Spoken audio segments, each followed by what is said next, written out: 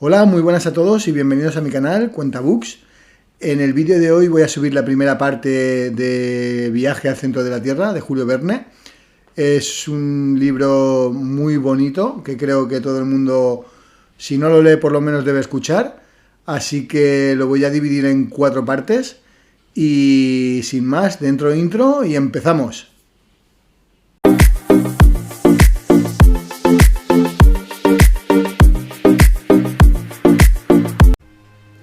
Viaje al centro de la Tierra, de Julio Verne. Un jeroglífico medieval, casi indescifrable, puede permanecer siglos durmiendo entre las hojas de un libro viejo. Pero cuando por azar caiga en manos del audaz profesor Lindenbrock, desencadenará el viaje más espectacular del siglo XIX.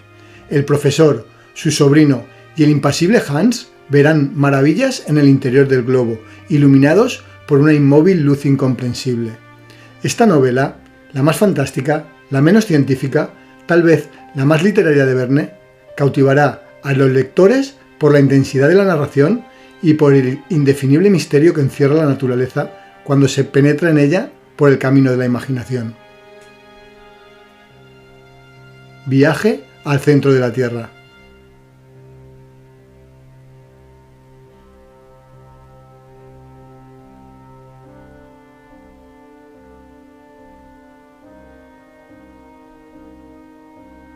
Capítulo 1. Un domingo, el 24 de mayo de 1863, mi tío, el profesor Lindenbrock, volvió precipitadamente a su casa, cita en el número 19 de Königstraße, una de las calles más antiguas del barrio viejo de Hamburgo. La buena Marde debió de creer que iba muy retrasada, ya que la comida apenas comenzaba a hervir en el fogón. Bueno, me dije, si mi tío, que es el más impaciente de los hombres, viene con hambre, va a armar la de San Quintín. «Ya ha llegado el señor Lindenbrock», exclamó estupefacta la buena Marde, entreabriendo la puerta del comedor. «Sí, Marde, pero no tiene por qué estar hecha la comida, ya que aún no son las 2. Apenas acaba de sonar la media de Saint Michael». «Entonces, ¿por qué regresa ya el señor Lindenbrock?» «Él nos lo dirá seguramente». «Ya está aquí, yo me esfumo, señor Alex, usted le hará entrar en razón». Y la buena Marde volvió a sus labores culinarias.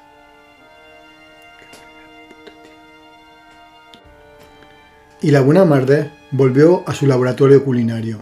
Me quedé solo, pero mi carácter, algo indeciso, no me permitía hacer entrar en razón al más irascible de los profesores.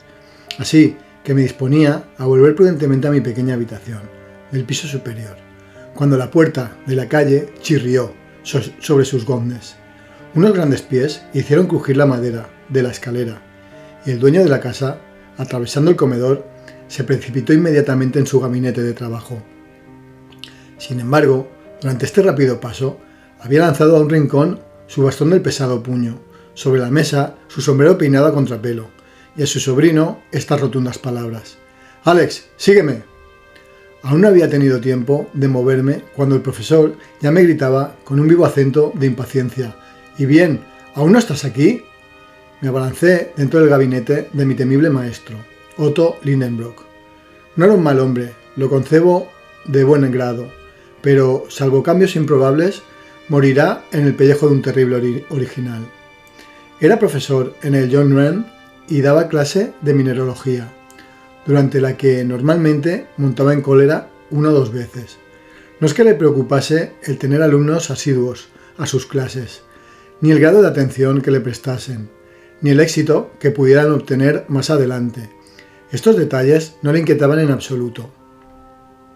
Enseñaba subjetivamente según una expresión de la filosofía alemana, para él mismo y no para los demás. Era un sabio egoísta, un pozo de ciencia cuya polea chirriaba cuando se quería sacar de él algún conocimiento. En una palabra, un avaro. En Alemania hay muchos profesores de este tipo. Mi tío, por desgracia, no gozaba de una extrema facilidad de pronunciación sino en la intimidad, al menos cuando hablaba en público, y este es un defecto deplorable de un orador. En efecto, en el curso de sus explicaciones, en el John Wren, a menudo el profesor se paraba en seco. Luchaba contra una palabra recalcitrante, que no quería deslizarse entre sus labios. Una de esas palabras que se resisten. se hinchan y acaban por salir bajo la forma poco científica de un taco.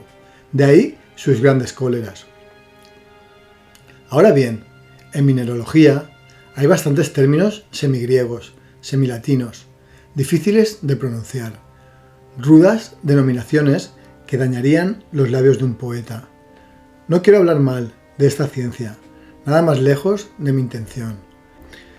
Pero cuando uno se encuentra ante cristalizaciones romboédricas, resinas retinasfálticas, gelenitas, fangasitas, mobildatos de plomo, tungstatos de magnesio y titanitos de circonio, a la lengua más diestra le está permitido trabarse. Así pues, en la ciudad se conocía esta perdonable imperfección de mi tío, y abusaban de ella, y lo esperaban en los pasajes peligrosos, y él se enfurecía, y se reían, lo que no es de buen gusto ni siquiera para los alemanes. Y si siempre habría gran afluencia de oyentes en las lecciones de Liebenbrock, ¿cuántos de los que seguían asiduamente asistían para divertirse con las grandes cóleras del profesor?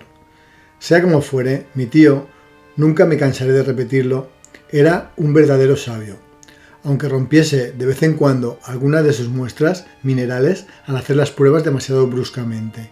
Añadía al genio del geólogo el ojo del mineralogista. Con su martillo, su punzón de acero, su aguja imantada, su soplete y su frasco de ácido nítrico, era un hombre realmente experto. Por la fractura, el aspecto, la dureza, la fusibilidad, el sonido, el olor, el sabor de un mineral, cualquiera lo clasificaba sin vacilar entre las 600 especies que cuentan hoy la ciencia. También el hombre de Liebenbrock resonaba con honor en los liceos y en las asociaciones nacionales. Los señores Humphrey Davy de Hopland, los capitanes Franklin y Sabin no dejaron de visitarlo a su paso por Hamburgo. A los señores Becquerel, Evelment, Brewster, Dumas, Michael Hayward, Saint Clair, Deleuze le gustaba consultarle las cuestiones más interesantes de la química. Esta ciencia le debía a algunos importantes descubrimientos. En 1853 había aparecido en Lithim un tratado de cristalografía trascendente por el profesor Otto Lindenbrock, un gran infolio con ilustraciones, cuya venta, sin embargo, no cubrió ni los gastos de la edición. A esto hay que añadir que mi tío era conservador del Museo Mineralógico de Struve, embajador de Rusia, que contaba con una valiosa colección de renombre europeo. Tal era, pues, el personaje que me interpelaba con tanta impaciencia. Imaginaos un hombre alto, delgado, con una salud de hierro y rubio juvenil, que quitaba 10 años a los 50 que tenía. Sus grandes ojos se movían sin cesar tras sus gafas de un tamaño respetable. Su nariz, larga y fina, parecía una hoja afilada. Los malintencionados insinuaban incluso que estaba imantada y que atraía las limaduras de hierro. Pura calumnia. No atraía más que el tabaco, aunque, a decir verdad, en gran abundancia. Si añado que mi tío daba unas zancadas matemáticas de casi 1 metro, y si digo que al andar cerraba sólidamente los puños, signo de un temperamento impetuoso, se le conocerá lo suficiente como para no aficionarse a su compañía.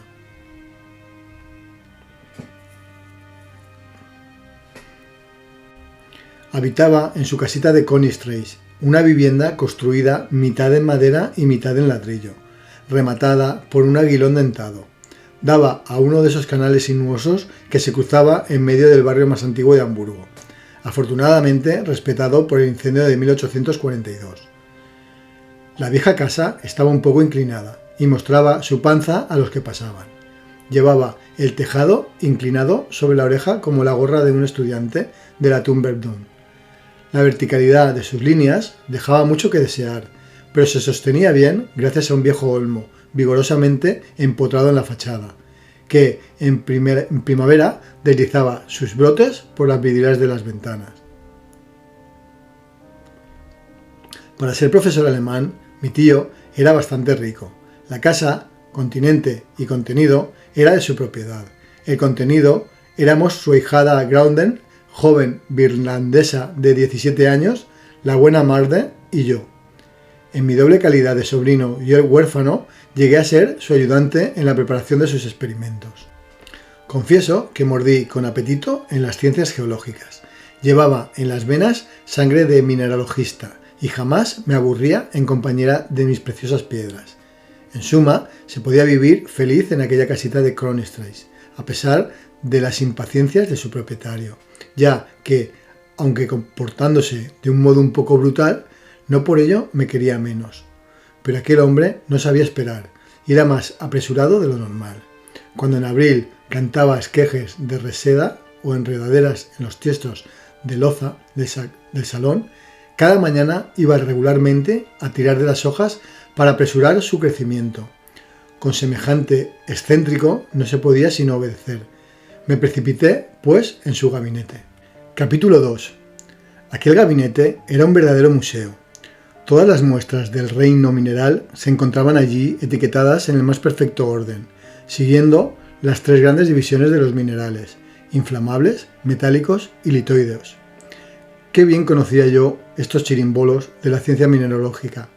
Cuántas veces, en lugar de vagabundear con los muchachos de mi edad, me había complacido en quitar el polvo a esos grafitos, antracitas, hullas, lignitos, turbas y todos esos betunes, resinas, sales orgánicas a los que había que proteger del más mínimo átomo de polvo. Y esos metales, desde el hierro hasta el oro, cuyo valor relativo desaparecía ante la igualdad absoluta de los especímenes científicos.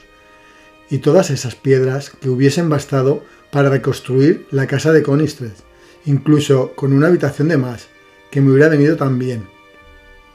Pero, al entrar en el gabinete, no pensaba en absoluto en esas maravillas. Mi tío ocupaba exclusivamente mi pensamiento. Estaba literalmente enterrado en su gran sillón tapizado de terciopelo de Utrecht y sostenía entre las manos un libro que examinaba con la más profunda admiración. ¡Qué libro! ¡Qué libro!, exclamaba. Esta exclamación me recordó que el profesor Lindenbrock era también bibliómano en sus ratos perdidos, pero un libro no tenía precio a sus ojos, a no ser que fuera imposible de encontrar o por lo menos ilegible. ¿Y bien?, me dijo. ¿Pero es que no lo ves? He encontrado un tesoro inestimable, fisgando esta mañana en la tienda del judío Hevelius. Magnífico, respondí con un entusiasmo forzado. En efecto, a cuento de que tal alboroto por un viejo libro en cuarto cuyo lomo y tapas parecían de vulgar piel de becerro, un libraco amarillento de que colgaba una cinta descolorida. Sin embargo, las interjecciones admirativas del profesor no cesaban. Veamos, decía, haciéndose a sí mismo preguntas y respuestas. ¿Es lo suficientemente bello? Sí. ¿Es admirable? ¿Y qué encuadernación? ¿Se abre fácilmente? Sí, ya que queda abierto por cualquier página, pero ¿se cierra bien? Sí, ya que la cubierta y las hojas forman un todo bien unido sin separarse ni entreabrirse en ningún lugar. ¿Y este lomo, que no tiene ni una sola grieta, después de 700 años de existencia? ¡Oh! He aquí una encuadernación de la que se hubiera sentido orgulloso Botherian Cloche-Purdot. Mientras hablaba así, mi tío abría y cerraba continuamente el viejo libro. No podía yo, por menos de interrogarle sobre su contenido, aunque éste no me interesaba en absoluto. ¿Y cuál es el título de ese maravilloso volumen?, le pregunté con una diligencia demasiado entusiasta para no ser fingida. Esta obra, respondió mi tío animándose, es el Heims Kringla de Snorre Sturluson, el famoso autor islandés del siglo XII. Es la crónica de los príncipes noruegos que reinaron en Islandia. ¿De verdad?, exclamé lo mejor que pude. Y seguramente es una traducción al alemán. Pero bueno, replicó vivamente el profesor, ¿y qué haría yo con tu traducción? ¿A quién le importa tu traducción? Esta es la obra original en lengua islandesa, ese magnífico idioma, rico y simple a la vez, que autoriza las combinaciones gramaticales más variadas y numerosas modificaciones de palabras. Como el alemán, insinué con bastante acierto. Sí, respondió mi tío, alzando los hombros. Y sin contar que la lengua islandesa admite 3 géneros como el griego y declina los nombres propios como el latín. Ah, dije yo, un poco sacudido en mi indiferencia. ¿Y son bonitos los caracteres de ese libro? ¿Caracteres? ¿Quién habla de caracteres, infeliz? Menudos caracteres son. Ah, ¿es que los toman por un libro impreso? Pero ignorante, si es un manuscrito, y un manuscrito rúnico. ¿Rúnico? Sí. ¿Es que me vas a pedir ahora que te explique esa palabra? Me guardaré muy bien de hacerlo, le repliqué con el tono de un hombre herido en su amor propio. Pero mi tío continuó a más, y mejor, y me instruyó, muy a mi pesar, en cosas por las que yo no tenía ningún interés. Las runas, prosiguió, eran caracteres de escritura empleados antiguamente en Islandia, y, según la tradición, fueron inventados por el propio Odín. Pero mira, admira, impío, estos tipos salidos de la imaginación de un dios. A falta de réplica iba a protestarme, tipo de respuesta que debe de complacer tanto a los dioses como a los reyes, pues tiene la ventaja de no turbarlos jamás, cuando un incidente vino a desviar el curso de la conversación. Este incidente fue la aparición de un mugriento pergamino que se deslizó del libro y cayó al suelo. Mi tío se precipitó sobre el papelejo, y con una avidez fácil de comprender. Un viejo documento encerrado desde tiempos inmemoriales en un libro viejo. Vamos a parar. Antiguamente en Islandia, y, según la tradición, fueron inventados por el propio Odín. Pero mira, admira, impío, estos tipos salidos de la imaginación de un dios. A falta de réplica iba a prosternarme. Tipo de respuesta que debe complacer tanto a los dioses como a los reyes, pues tiene la ventaja de no turbarlos jamás. Cuando un incidente vino a desviar el curso de la conversación. Este incidente fue la aparición de un mugriento pergamino que se deslizó del libro y cayó al suelo. Mi tío se precipitó sobre el papelajo con una avidez fácil de comprender. Un viejo documento, encerrado desde tiempos inmemoriales en un libro viejo. No podía carecer de un alto precio a sus ojos. ¿Qué es esto?, exclamó, y al mismo tiempo desplegaba cuidadosamente sobre su mesa un pedazo de pergamino de 5 pulgadas de largo y 3 de ancho, sobre el cual se alargaban en líneas transversales unos caracteres jeroglíficos. He aquí el facsímil exacto. Me interesa dar a conocer estos extraños signos, puesto que arrastraron al profesor Lindenbrook y a su sobrino a emprender la más extraña expedición del siglo XIX. El profesor observó durante algunos instantes aquella serie de caracteres. Después, quitándose las gafas, dijo: «Es rúnico. Estos tipos son absolutamente idénticos a los del manuscrito de Snorre Sturluson. Pero, ¿qué puede significar esto?» Dado que el rúnico me parecía un invento de sabios para burlarse de la gente ignorante, no me enfadé al ver que mi tío no entendía nada. Al menos así me pareció, por el movimiento de sus dedos, que comenzaban a agitarse terriblemente. Sin embargo, es islandés antiguo, murmuró entre dientes, y el profesor Lindenbrook debía saber bien lo que decía, pues pasaba por ser un verdadero políglota.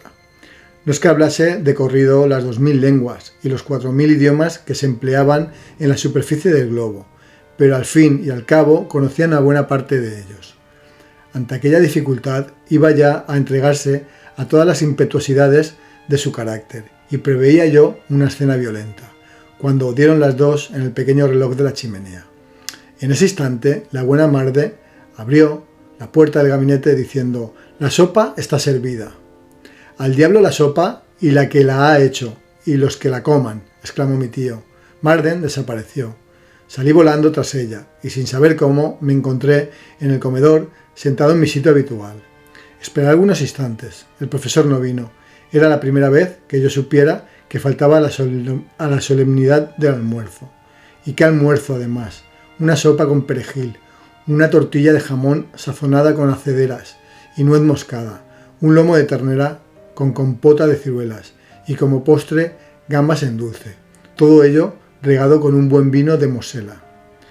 He ahí lo que le iba a costar a mi tío un viejo papel, palabra que, en mi calidad de sobrino avegnado, me creí obligado a comer por él, al mismo tiempo que lo hacía por mí. Y lo hice a conciencia. «Jamás he visto nada parecido», decía la buena Marde. «El señor Lindenbrook no se ha sentado a la mesa. Es para no creerlo. Esto presagia algún acontecimiento grave», prosiguió la vieja sirvienta moviendo la cabeza. En mi opinión, aquello no presagiaba más que una escena espantosa cuando mi tío se encontrase con que su comida había sido devorada. Estaba comiendo la última gamba, cuando una voz estentórea me arrancó de las voluptuosidades del postre. No di nada más que un salto del comedor al gabinete. Capítulo 3. Evidentemente es rúnico, decía el profesor frunciendo el ceño, pero hay un secreto y lo descubriré. Si no... Y concluyó su pensamiento con un gesto violento. Ponte ahí, añadió, indicándome la mesa con la mano, y escribe. Estuve listo en un instante. Ahora te voy a dictar la letra de nuestro alfabeto que corresponda a cada uno de estos caracteres islandeses. Veremos lo que sale. Pero, por San Miguel, mucho ojo con equivocarte. El dictado comenzó. Me esforcé cuanto pude. Cada letra fue enunciada, una tras otra, formando la siguiente incomprensible sucesión de palabras. Cuando terminamos este trabajo, mi tío cogió enérgicamente la hoja sobre la que yo acababa de escribir y la examinó largo rato con atención. ¿Qué quiere decir esto?, repetía maquinalmente. Doy mi palabra de honor de que no hubiera podido decírselo. Por otra parte, no me interrogó y continuó hablándose a sí mismo. Esto es lo que llamamos un criptógrama, decía, en el cual el sentido está oculto bajo las letras embarulladas a propósito y que, convenientemente dispuestas, formarían una frase inteligible. Cuando pienso que aquí puede encontrarse la explicación o las indicaciones para un gran descubrimiento, por mi parte yo pensaba que allí no había absolutamente nada, pero prudentemente me guardé mi opinión. Entonces el profesor tomó el libro y el pergamino y los comparó. Estas dos escrituras no están trazadas por la misma mano, dijo. El criptógrama es posterior al libro, y a primera vista observó una prueba irrefutable. En efecto, la primera letra es una M, doble, que en vano podríamos buscar en el libro de Turleson, puesto que fue añadida al alfabeto islandés en el siglo XIV. Así pues, hay al menos 200 años entre el manuscrito y el documento. Confieso que esto me pareció bastante lógico. Por lo tanto, esto me induce a pensar, prosiguió mi tío, que uno de los poseedores del libro han trazado estos caracteres misteriosos. Pero, ¿quién diablos fue ese poseedor? ¿No habrá puesto su nombre en alguna parte de este manuscrito? Mi tío se quitó las gafas, tomó una lupa de gran aumento y pasó revista cuidadosamente a las primeras páginas del libro. En el reverso de la segunda, la de la portadilla, descubrió una especie de mancha, que a primera vista podía pasar por un borrón de tinta. Sin embargo, mirándola de cerca, se distinguían algunos caracteres medio borrosos. Mi tío comprendió que ahí estaba el punto interesante. Se encarnizó, pues, sobre esta mácula, y con la ayuda de su potente lupa acabó por reconocer los signos, caracteres rúnicos, siguientes, los cuales leyó sin vacilar. Arne Sakunsum, gritó en tono triunfante. Pero si esto es un nombre irlandés además, el de un sabio del siglo XVI, un célebre alquimista. Miré a mi tío con cierta admiración. Estos alquimistas, prosiguió, Avicena, Bacon, Lulio, Paracelso, eran los verdaderos, los únicos sabios de su época. Hicieron descubrimientos que bien pueden asombrarnos, porque este Samsung no hubiera podido esconder bajo este criptograma incomprensible cualquier invención sorprendente. Eso debe de ser, eso es. La imaginación del profesor se inflamaba por esta hipótesis. Sin duda, os sé responder, pero ¿qué interés podría tener ese sabio en esconder de esa manera cualquier descubrimiento maravilloso? ¿Por qué? ¿Por qué? ¿Acaso lo sé yo? ¿No procedió Galileo así en el caso de Saturno? Además, ya lo veremos. Obtendré el secreto de este documento, y no comeré ni dormiré antes de haberlo adivinado. Oh, pensé, ni tú tampoco, Axel, añadió. Diablos, me dije, menos mal que he comido por dos. Lo primero, dijo mi tío, es encontrar la lengua en que está escrito este cifrado. Eso no debe ser difícil. Al escuchar estas palabras, levanté vivamente la cabeza. Mi tío prosiguió su soliloquio. Estas conclusiones eran muy acertadas, pero ¿cuál será esta lengua? Ahí esperaba yo, a mi sabio, en quien, sin embargo, descubrí una profunda capacidad de análisis. Este Saknussemm, continuó, era un hombre instruido. Ahora bien, Cuando no escribía en su lengua materna, debía escoger preferentemente la lengua más común entre los espíritus cultivados del siglo XVI, es decir, el latín. Si me equivoco, podría intentarlo con el español, el francés, el italiano, el griego o el hebreo. Pero los sabios del siglo XVI escribían generalmente en latín. Puedo, pues, decir a priori esto es latín. Salté en mi silla. Mis recuerdos de latinista se sublevaban contra la pretensión de que esa sucesión de palabras barrocas pudieran pertenecer a la dulce lengua de Virgilio. Sí, latín, continuó mi tío, pero latín embrollado. Magnífico, pensé. Si lo desembrollas es que eres hábil, tío. Examinémoslo. Bien, dijo, volviendo a coger la hoja sobre la que yo había escrito. He aquí una serie de 132 letras que se presentaban bajo un desorden aparente. Hay palabras en las que las consonantes se encuentran solas, como la primera. Otras en las que, por el contrario, abundan las vocales, por ejemplo, un teif, o la penúltima, o seibo. Ahora bien, es evidente que esta disposición de las letras no ha sido combinada. Viene dada matemáticamente por la razón desconocida que ha presidido la sucesión de estas letras. Me parece seguro que la frase primitiva fue escrita normalmente y después dada la vuelta, siguiendo una ley que hay que descubrir. El que posea la llave de este cifrado lo leerá, sin dificultad. Pero ¿cuál es esa llave? Axel, ¿tienes tú esa llave? A esta pregunta no respondí nada. Mi mirada se había parado en un retrato encantador suspendido en el muro.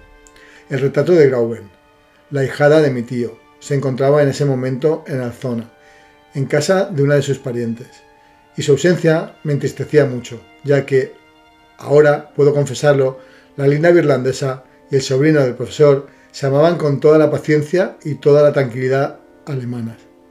Nos habíamos hecho novios a espaldas de mi tío, demasiado geólogo para comprender semejantes sentimientos. Grauden era una encantadora jovencita rubia de ojos azules, con un carácter un poco grave y un espíritu bastante serio, pero no por ello me amaba menos. Por mi parte, yo la adoraba, si es que este verbo existe en la lengua tudesca.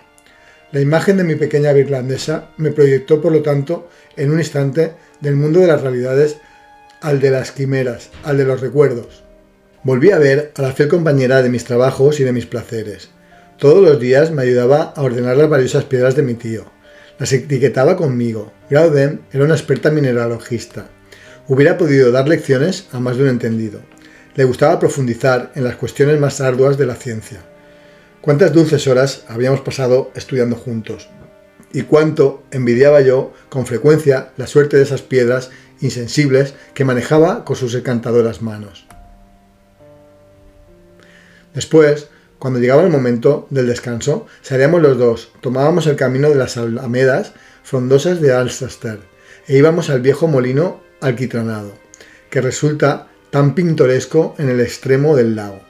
Por el camino charlábamos cogidos de la mano. Yo le contaba cosas que le hacían reír, a más y mejor. Llegábamos así hasta la orilla de Elba, y, después de saludar a los cisnes que nadaban entre los nenúfares blancos, volvíamos al muelle en el barco de vapor. Pues bien, estaba en ese punto de mis sueños cuando mi tío, dando un puñetazo en la mesa, me devolvió violentamente a la realidad. Veamos, dijo, la primera idea que se le ocurre a uno para embarullar las letras de una frase me parece que es escribir las palabras verticalmente en vez de trazarlas horizontalmente. Vaya, pensé, vamos a ver, ¿qué da eso? Axel, escribe una frase cualquiera en ese trozo de papel, pero en vez de poner las letras unas a continuación de otras, ponlas sucesivamente en columna vertical, agrupándolas de 5 en 5 o de 6 en 6. Comprendí de lo que se trataba e inmediatamente escribí de arriba abajo.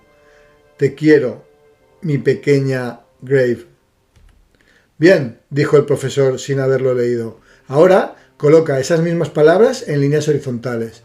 Obedecí y obtuve la frase siguiente. Teia Verplum Grave. Perfecto, dijo mi tío, arrancándome el papel de las manos. ¿Ves? Ya tiene el aspecto del viejo documento. Las vocales y las consonantes están agrupadas en el mismo desorden. Incluso hay mayúsculas en medio de las palabras y también comas. exactamente como en el pergamino de Sagnussen. No pude impedir que estas observaciones me parecieran muy ingeniosas. Por tanto, continuó mi tío, dirigiéndose a mí, para leer las frases que acabas de escribir y que desconozco, no tengo más que tomar sucesivamente la primera letra de cada palabra, luego la segunda, luego la tercera y así sucesivamente. Y mi tío, con gran asombro suyo y sobre todo mío, leyó: «Te quiero, mi pequeña Grauden». «¿Eh?», exclamó el profesor. Sí, sin darme cuenta, como un torpe enamorado, había escrito esa frase comprometedora. «Ah, ¿quieres a Grauden? Bien, apliquemos mi procedimiento al documento en cuestión», prosiguió maquinalmente. Mi tío, recayendo en su contemplación absorbente, había olvidado ya mis imprudentes palabras. Digo imprudentes ya que la cabeza del sabio no podía comprender las cosas del corazón. Pero, afortunadamente, el importante asunto del documento se apoderó de él. En el momento de hacer su experimento capital, los ojos del profesor Lindenbrock lanzaron llamas a través de sus gafas. Sus dedos temblaron cuando cogió el viejo pergamino. Estaba seriamente emocionado. Al fin tosió fuertemente y, con una voz grave, deletreando sucesivamente la primera letra y luego la segunda de cada palabra, me dictó la serie siguiente. Mesukansen senrum ais fd k senni itamurt. Ecert serrete rotaib sabuda en exen sanne. La cartini lug sir atrak sam muta bilebnek. Meretar celur siluco ilesef elsen. Confesaré que al acabar yo mismo estaba emocionado. Esas letras, nombradas una por una, no tenían para mí ningún sentido. Esperé, por tanto, que el profesor dejase caer pomposamente de sus labios una frase de una latinidad magnífica. Pero, ¿quién hubiera podido preverlo? Un violento puñetazo sacudió la mesa, saltó la tinta y la pluma se escapó de mis manos. «¡No es esto!», gritó mi tío. «Esto no tiene sentido común». Luego, atravesando el gabinete como un obús, descendiendo la escalera como una luz, se precipitó en la Königstraße y desapareció a toda prisa. Capítulo 4. «¿Se ha marchado?», exclamó Marde, acudiendo al ruido producido por la puerta de la calle que, cerrada violentamente, había hecho estremecerse toda la casa. «Sí, en efecto, se ha ido», respondí. «Bueno, ¿y su comida?», dijo la vieja sirvienta. «No comerá». «¿Y su cena?». «No cenará». «¿Cómo?», dijo Marde juntando las manos. «No, querida Marde, ni él ni nadie volverá a comer en la casa. Mi tío Lindenbrock nos pone a todos a dieta hasta el momento en que haya descifrado un viejo galimatías que es absolutamente indescifrable». «¡Jesús! Entonces no tenemos más remedio que morirnos de hambre». No sé confesar que con un hombre tan absolutista como mi tío era una suerte inevitable. La vieja sirvienta, seriamente alarmada, volvió gimiendo a su cocina. Cuando me quedé solo, me asaltó la idea de ir a contarle todo a Gruber. Pero, ¿cómo dejar la casa? El profesor podía volver de un momento a otro. ¿Y si me llamaba? ¿Y si quería reanudar aquel trabajo logogrífico que se hubiera propuesto en vano al viejo Edipo? ¿Y si yo no respondía a su llamada, qué pasaría? Lo más juicioso era quedarse. Precisamente, un mineralogista de Besansol acababa de enviarnos una colección de geodas silíceas que había que clasificar. Puse manos a la obra. Seleccioné, etiqueté y coloqué en sus vitrinas todas esas piedras huecas en cuyo interior brillaban pequeños cristales. Pero esta ocupación no me absorbía. El asunto del viejo documento no dejaba de preocuparme extrañamente. Mi cabeza ardía y me sentí preso de una vaga inquietud. Tenía el presentimiento de que se aproximaba una catástrofe. Al cabo de una hora, las geodas estaban colocadas en sus estanterías ordenadamente. Entonces me dejé caer en el gran sillón de Utrecht, con los brazos colgando y la cabeza hacia atrás. Encendí mi pipa de larga boquilla curvada, cuya cazoleta esculpida representaba una náyade tendida indolentemente. Me distraje siguiendo el progreso de la carbonización, que poco a poco iba convirtiendo a mi náyade en una negra perfecta. De vez en cuando escuchaba si se oían retumbar pasos en las escaleras. Pero no. ¿Dónde podía estar mi tío en ese momento? Me lo imaginaba corriendo bajo los bellos árboles de la carretera de Altona, gesticulando, golpeando el muro con su bastón, batiendo las hierbas con el brazo violento, decapitando los cardos y turbando el reposo de las cigüeñas solitarias. ¿Volverá triunfante o descorazonado? Entre el secreto y él, ¿quién de los dos se llevará el gato al agua? Mientras así me interrogaba, maquinalmente tomé entre mis manos la hoja de papel sobre la que alargaba la incomprensible serie de letras trazada por mí mismo. Me repetía, ¿qué significa esto? Intenté agrupar aquellas letras de modo que formaran palabras imposibles. Ya estuviesen reunidas de 2 en 2, de 3 en 3, de 5 en 5 o de 6 en 6, aquello no daba absolutamente nada inteligible. Desde luego existía la 14ª, la 15ª y la 16ª que configuraban la palabra inglesa ice. La 84, la 85 y la 86 configuraban la palabra sir. En fin, en el cuerpo del documento y en la tercera línea observé también las palabras latinas rota, mutabile, ira, nec, atra. «Diablos», pensé, estas últimas palabras parecen dar razón a mi tío sobre la lengua del documento, e incluso en la cuarta línea veo también la palabra luco, que se traduce por bosque, sagrado. También es verdad que en la tercera línea se lee la palabra tabilet, de carácter perfectamente hebreo, y en la última los vocablos mer, arc, mere, que son puramente franceses. Aquello era como para perder la cabeza. 4 idiomas diferentes en esa frase absurda. ¿Qué relación podría existir entre la palabra hielo, señor, cólera, cruel, bosque sagrado, cambiante, madre, arco o mar? Únicamente la primera y la última se aproximaban fácilmente. No había nada extraño en que en un documento escrito en Islandia se hablase de un mar de hielo, pero de ahí a comprender el resto del criptograma, eso era otra cosa. Me debatía, pues, contra una dificultad insoluble. Mi cerebro se calentaba, mis ojos parpadeaban sobre la hoja de papel.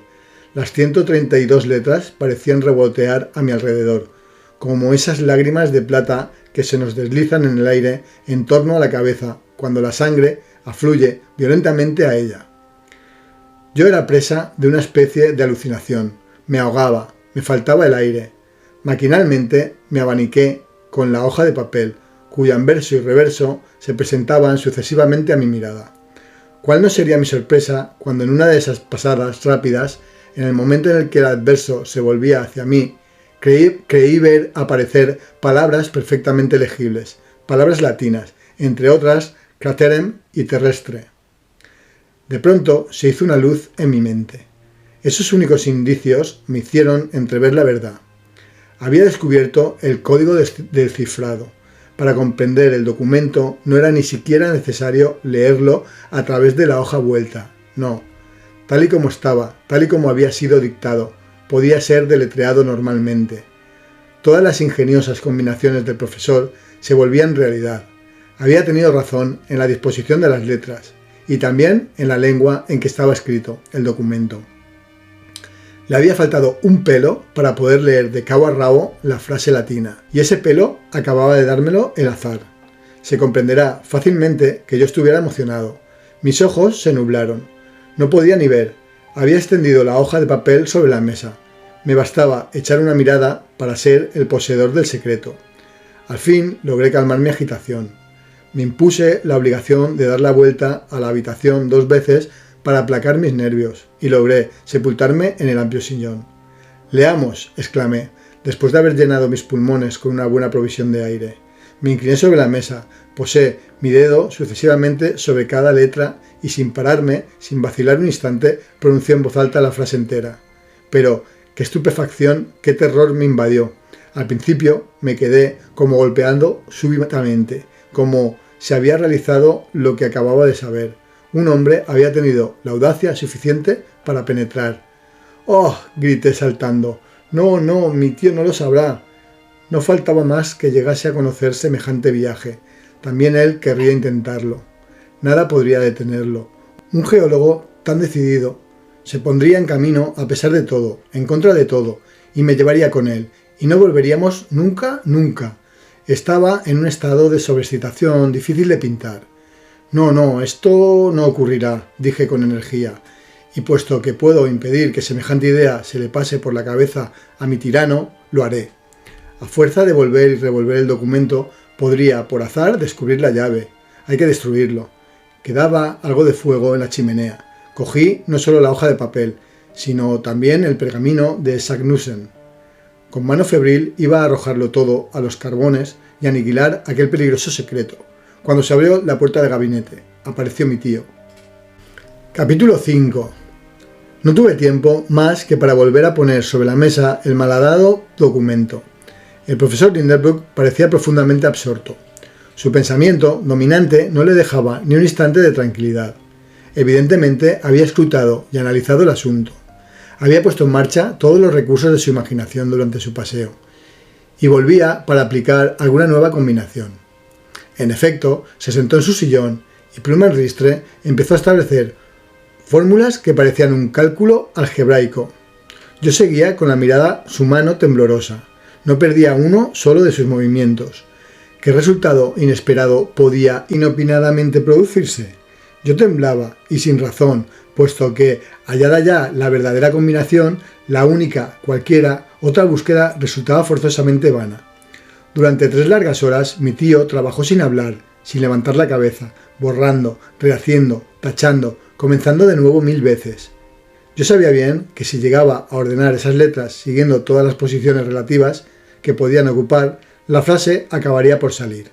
Pero también sabía que solamente 20 letras pueden formar 2 quintillones 432 cuatrillones 902 trillones 8 billones 166 millones 640.000 combinaciones. Ahora bien, había 132 letras en la frase, y esas 132 letras arrojaban un número de frases diferentes compuestos de 133 cifrados por lo menos, cantidad casi imposible de enumerar y que escapaba a toda apreciación. Me había tranquilizado sobre ese método heroico de resolver el problema. Sin embargo, el tiempo transcurría. Se hizo de noche. Los ruidos de la calle se apaciguaron. Mi tío, siempre inclinado sobre su tarea, no vio nada, ni siquiera la buena madre que entreabrió la puerta. No oyó nada, ni siquiera la voz de la digna sirvienta que decía «¿Cenará el señor esta noche?». También Marde tuvo que marcharse sin respuesta. Por mi parte, después de haber resistido algún tiempo, se apoderó de mí un sueño invencible, y me quedé dormido en un rincón del diván, mientras mi tío Lindenbrook seguía calculando y tachando. Cuando al día siguiente me desperté, el infatigable trabajador continuaba aún su tarea. Sus ojos enrojecidos, su tez macilenta, sus cabellos revueltos por su mano calenturienta, sus mejillas enrojecidas, indicaban claramente su terrible lucha con lo imposible, y por qué fatigas del espíritu y tensión del cerebro había pasado durante las últimas horas. Realmente me dio lástima. A pesar de los reproches que yo creía tener derecho a hacerle, me sentía ganado por una cierta emoción. El pobre hombre estaba tan poseído por su idea que hasta se olvidaba de encolerizarse. Todas sus fuerzas se concentraban en un solo punto y, como no podía escapar por su conducto normal, era de temer que su tensión le hiciera estallar de un momento a otro. Con un gesto, con una sola palabra, podía yo aflojar la tenaza de hierro que le oprimía el cráneo. Pero no dije nada. Sin embargo, yo tenía buen corazón. ¿Por qué permanecía mudo en semejante circunstancia? En el propio interés de mi tío. No, me repetía a mí mismo. No hablaré. Querría ir, lo conozco. Nada podría detenerlo. Tiene una imaginación volcánica y, por hacer lo que otros geólogos no han hecho jamás, sería capaz de arriesgar su vida. Me callaré. Guardaré este secreto del que el azar me ha hecho dueño. Descubrirlo sería matar al profesor Lindenbrook. Que lo adivine si puede. No quiero reprocharme un día haberlo conducido a su perdición. Tomada esta resolución, me crucé de brazos y esperé, pero no había contado con un incidente que se produjo unas horas después. Cuando la buena Marde quiso salir de casa para ir al mercado, encontró la puerta cerrada. La gruesa llave no estaba en la cerradura. ¿Quién la había quitado? Evidentemente, mi tío, cuando el día anterior regresó de su precipitada excursión. ¿Lo había hecho a propósito? ¿Había sido por descuido? ¿Quería someternos a los riesgos del hambre? Esto me pareció excesivo. Vaya, ¿íbamos a ser Marder y yo víctimas de una situación que no nos concernía en lo más mínimo? Sin duda. y me acordé de un precedente cuya naturaleza era como para asustar a cualquiera. En efecto, hacía algunos años, en una época en que mi tío trabajaba en su gran clasificación mineralógica, estuvo sin comer 48 horas y toda la casa tuvo que conformarse con esa dieta científica. En lo que a mí concierne, tuve unos dolores de estómago muy poco recreativos para un muchacho de naturaleza bastante voraz. Pues bien, me pareció que el desayuno iba a esfumarse, como la cena de la víspera. Sin embargo, tomé la resolución de ser valiente y no ceder ante las exigencias del hambre. Marde se lo tomaba muy en serio y la pobre mujer estaba desolada. En cuanto a mí, me preocupaba mucho más la imposibilidad de abandonar la casa y no sin razón, ya me entienden. Mi tío seguía trabajando, su imaginación se perdía en un mundo de combinaciones. Vivía lejos de la tierra y verdaderamente fuera de las necesidades terrestres. Hacia mediodía, el hambre me aguijoneó seriamente. Marde, con toda inocencia, había devorado las vísperas las provisiones de la fresquera. No quedaba absolutamente nada en la casa. Sin embargo, aguanté. Era para mí una especie de cuestión de honor. Dieron las 2. Aquello empezaba a ser ridículo, incluso intolerable. Yo abría desmesuradamente los ojos. Empecé a decirme que exageraba la importancia del documento, que mi tío no le daría crédito, que solo vería en ello una simple mitificación, que, en el peor de los casos, lo retendríamos a su pesar si quisiera intentar la aventura.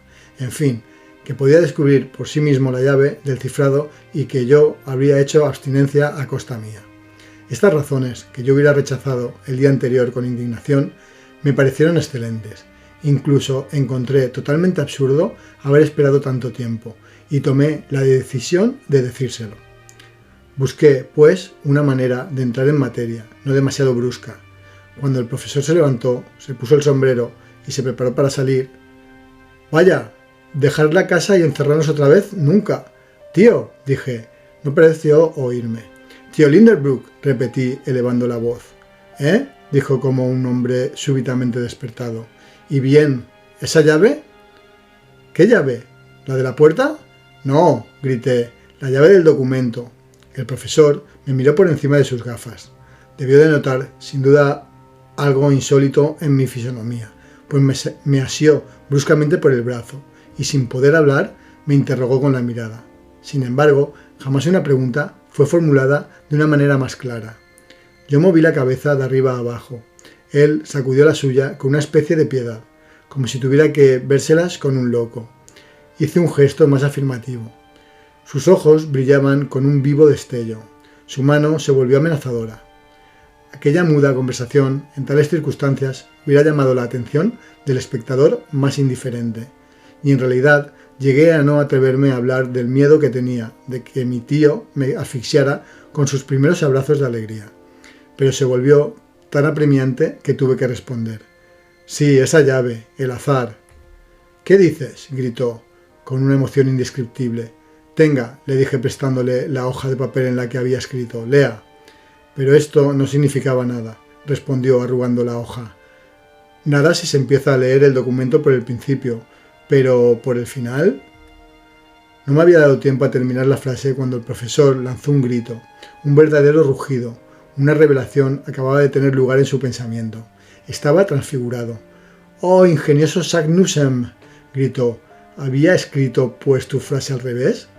Y, precipitándose sobre la hoja de papel con los ojos enturbiados, la voz emocionada leyó todo el documento, desde la última letra hasta la primera. Estaba concebido en los siguientes términos. «In snefs juculis craterem quem delibat, umbra secretaris Juli intra calendas descende, andas viator et terrestre centrum attince», lo que de este mal latín puede traducirse como sigue. Desciende al cráter del Jokul, del Sneffels, que la sombra del Secretaris llega a acariciar antes de las calendas de julio. Viajero audaz, y llegarás al centro de la tierra, cosa que yo hice. Arne Saknussemm.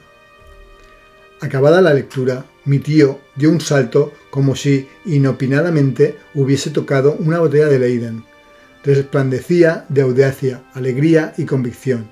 Iba y venía. Se cogía la cabeza con las manos, desplazaba las sillas, apilaba los libros, hacía malabarismos, cosas increíbles. Con sus valiosas geodas, lanzaba un puñetazo por aquí y una palmada por allá. Al fin, sus nervios se calmaron, y como un hombre agotado por un gran gasto de fluido, se dejó caer en su sillón. ¿Qué hora es?, preguntó tras unos instantes de silencio. Las 3, respondí. Vaya, mi hora de almorzar ha pasado rápido. Me muero de hambre. Vamos a la mesa. ¿Y después? ¿Después?, preguntó ansioso. Harás mi maleta. ¿Qué?, grité. Y la tuya, respondió el despiadado profesor, entrando en el comedor. Capítulo 6.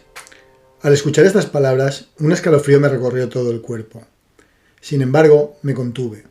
Incluso tomé la resolución de poner buena cara. Únicamente los argumentos científicos podían detener al profesor Limberpuck. Desde luego lo sabían, y buenos, en contra de la posibilidad de semejante viaje. Ir al centro de la Tierra, ¡qué locura! Reservé mi dialéctica para el momento oportuno y me ocupé de la comida. Es inútil relatar las imprecaciones que pronunció mi tío ante la mesa vacía. Todo se aclaró. Devolvió la libertad a la buena Marde. Esta corrió al mercado y se las arregló tan bien que una hora más tarde había calmado mi hambre y volví a tomar conciencia de la situación. Durante la comida, mi tío estuvo casi alegre. Se le escapaban esas bromas de sabio que jamás son demasiado peligrosas. Después del postre, me indicó que le siguiera a su gabinete. Le obedecí. Se sentó a un extremo de su mesa de trabajo y yo al otro. Axel, me dijo, con una voz casi dulce, eres un muchacho bastante ingenioso. Me has prestado un gran servicio en el momento en que, cansado de luchar, iba a abandonar esa combinación. ¿Por qué caminos me habría perdido? Nadie puede saberlo. Jamás olvidaré esto, muchacho, y de la gloria que vamos a alcanzar tendrás tu parte. Vaya, pensé, está de buen humor. Ha llegado el momento de discutir sobre esa gloria. Ante todo, prosiguió mi tío, te recomiendo el más absoluto secreto. ¿Me entiendes? No me faltan envidiosos en el mundo de los sabios, y muchos que querrían emprender este viaje no se darán cuenta hasta nuestro regreso. ¿Cree usted que el número de esos audaces sería tan grande? Dije. Seguro. ¿Quién dudaría en conquistar semejante fama? Si ese documento se hiciese público, un batallón de geólogos se precipitaría tras las huellas de Arne Sagnussen. De eso no estoy tan convencido, tío, ya que nada prueba la autenticidad de ese documento. ¿Cómo? ¿Y el libro en el que lo hemos descubierto? Bien, concedo que ese Sagnussen haya escrito esas líneas, pero ¿se deduce de ello que haya efectuado realmente ese viaje? ¿No puede ser que ese viejo pergamino encierre una mistificación? Casi sentí haber pronunciado estas palabras un poco atrevidas. El profesor frunció sus espesas cejas y yo temí haber comprometido la continuación de esta conversación. Afortunadamente no pasó nada. Mi severo interlocutor esbozó una especie de sonrisa y respondió: «Eso ya lo veremos». «Ah», dije un poco molesto, pero permítame agotar la serie de objeciones relativas a ese documento. Habla, muchacho, no te apures. Te dejo completa libertad para expresar tu opinión. Ya no eres mi sobrino, sino mi colega. Adelante, pues. Bien, en primer lugar le preguntaré qué son esos Yokul, ese Sneffels y ese Sakartaris, de los que nunca he oído hablar. Nada más fácil. Precisamente he recibido hace algún tiempo un mapa de mi amigo Augusto Petermann, de Leipzig. No podía llegar más a tiempo. Toma el tercer atlas en la segunda tila de la gran biblioteca, serie Z, estante 4. Me levanté y gracias a sus precisas indicaciones encontré rápidamente el atlas requerido. Mi tío lo abrió y dijo: «Este es uno de los mejores mapas de Islandia, el de Andersson, y creo que va a darnos la solución de todas tus dificultades». Me incliné sobre el mapa. «Mira, esta es la isla compuesta de volcanes», dijo el profesor, «y observa que todos llevan el nombre de Jökull. En islandés, esta palabra quiere decir glaciar. Y, bajo la latitud elevada de Islandia, la mayor parte de las erupciones se abren paso a través de las capas de hielo. De ahí esa denominación de Jökull, aplicada a todos los montes ignívoros de la isla». «Bien», respondí, «¿pero qué es el Sneffels?» Esperaba que para esta pregunta no hubiera respuesta. Me equivocaba. Mi tío continuó: «Sígueme por la costa occidental de Islandia.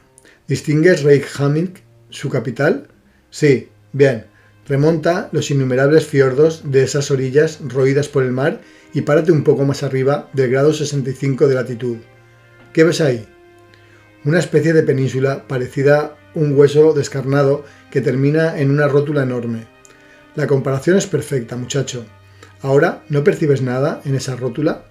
Sí, un monte que parece surgido del mar. Bien, ese es el Sneffels. ¿El Sneffels?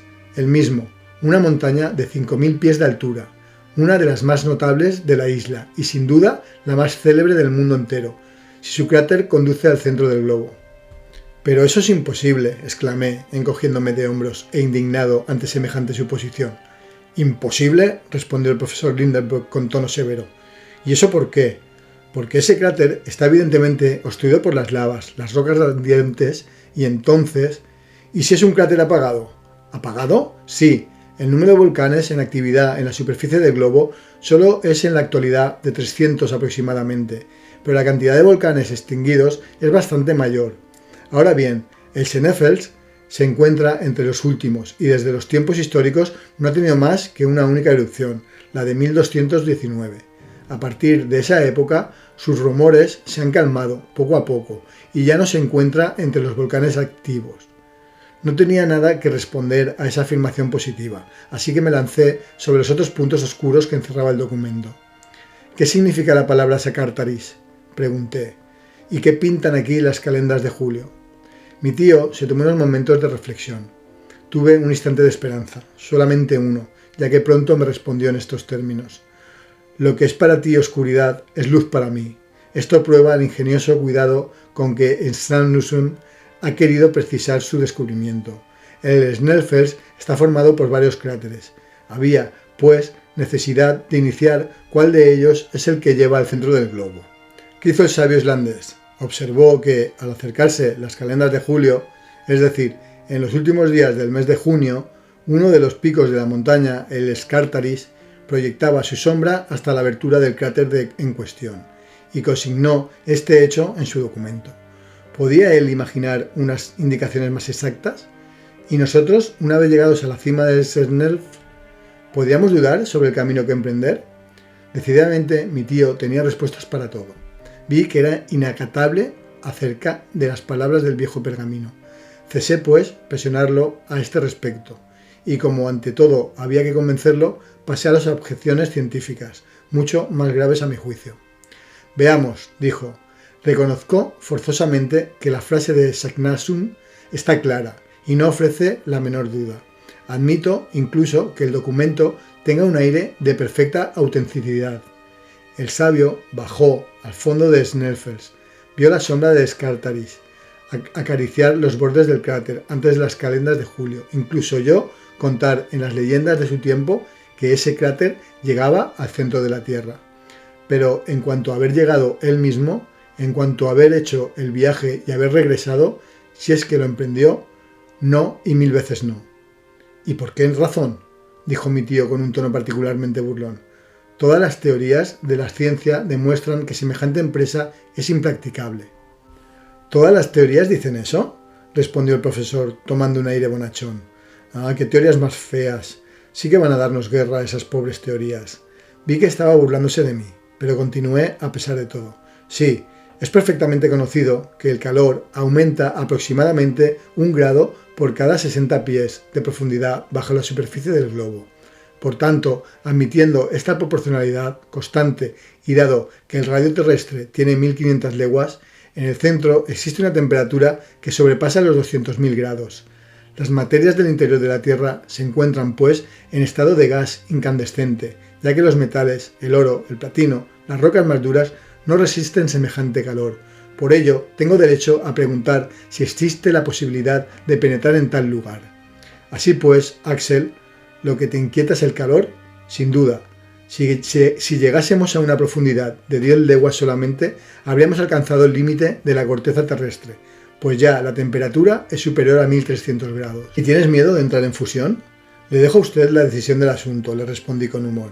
He aquí la decisión que he tomado, replicó el profesor Lindenberg, tomando aire de importancia, que ni tú ni nadie sabe con certeza qué es lo que ocurre en el interior del globo, teniendo en cuenta que apenas se conoce la 12.000ª parte de su radio.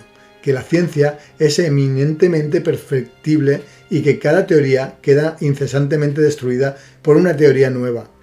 No se creyó hasta Fourier que la temperatura de los espacios planetarios iba siempre en disminución, y no se sabe hoy que los fríos más agudos de las regiones etéreas no sobrepasan 40 o 50 grados bajo cero. ¿Por qué no podrían suceder lo mismo con el calor interno? ¿Por qué a determinada profundidad no alcanzaría un límite infranqueable en vez de elevarse hasta el grado de fusión de los minerales más refractarios? Habiendo planteado mi tío la cuestión en el terreno de la hipótesis, no tuve nada que responder. Pues bien, te diré que verdaderos sabios, Poisson, entre otros, han probado que si existiera un calor de 200.000 grados en el interior del globo, los gases incandescentes procedentes de las materias fundidas adquirirían tal elasticidad que la corteza terrestre no podría resistirlo y estallaría como las paredes de una caldera bajo la fuerza del vapor.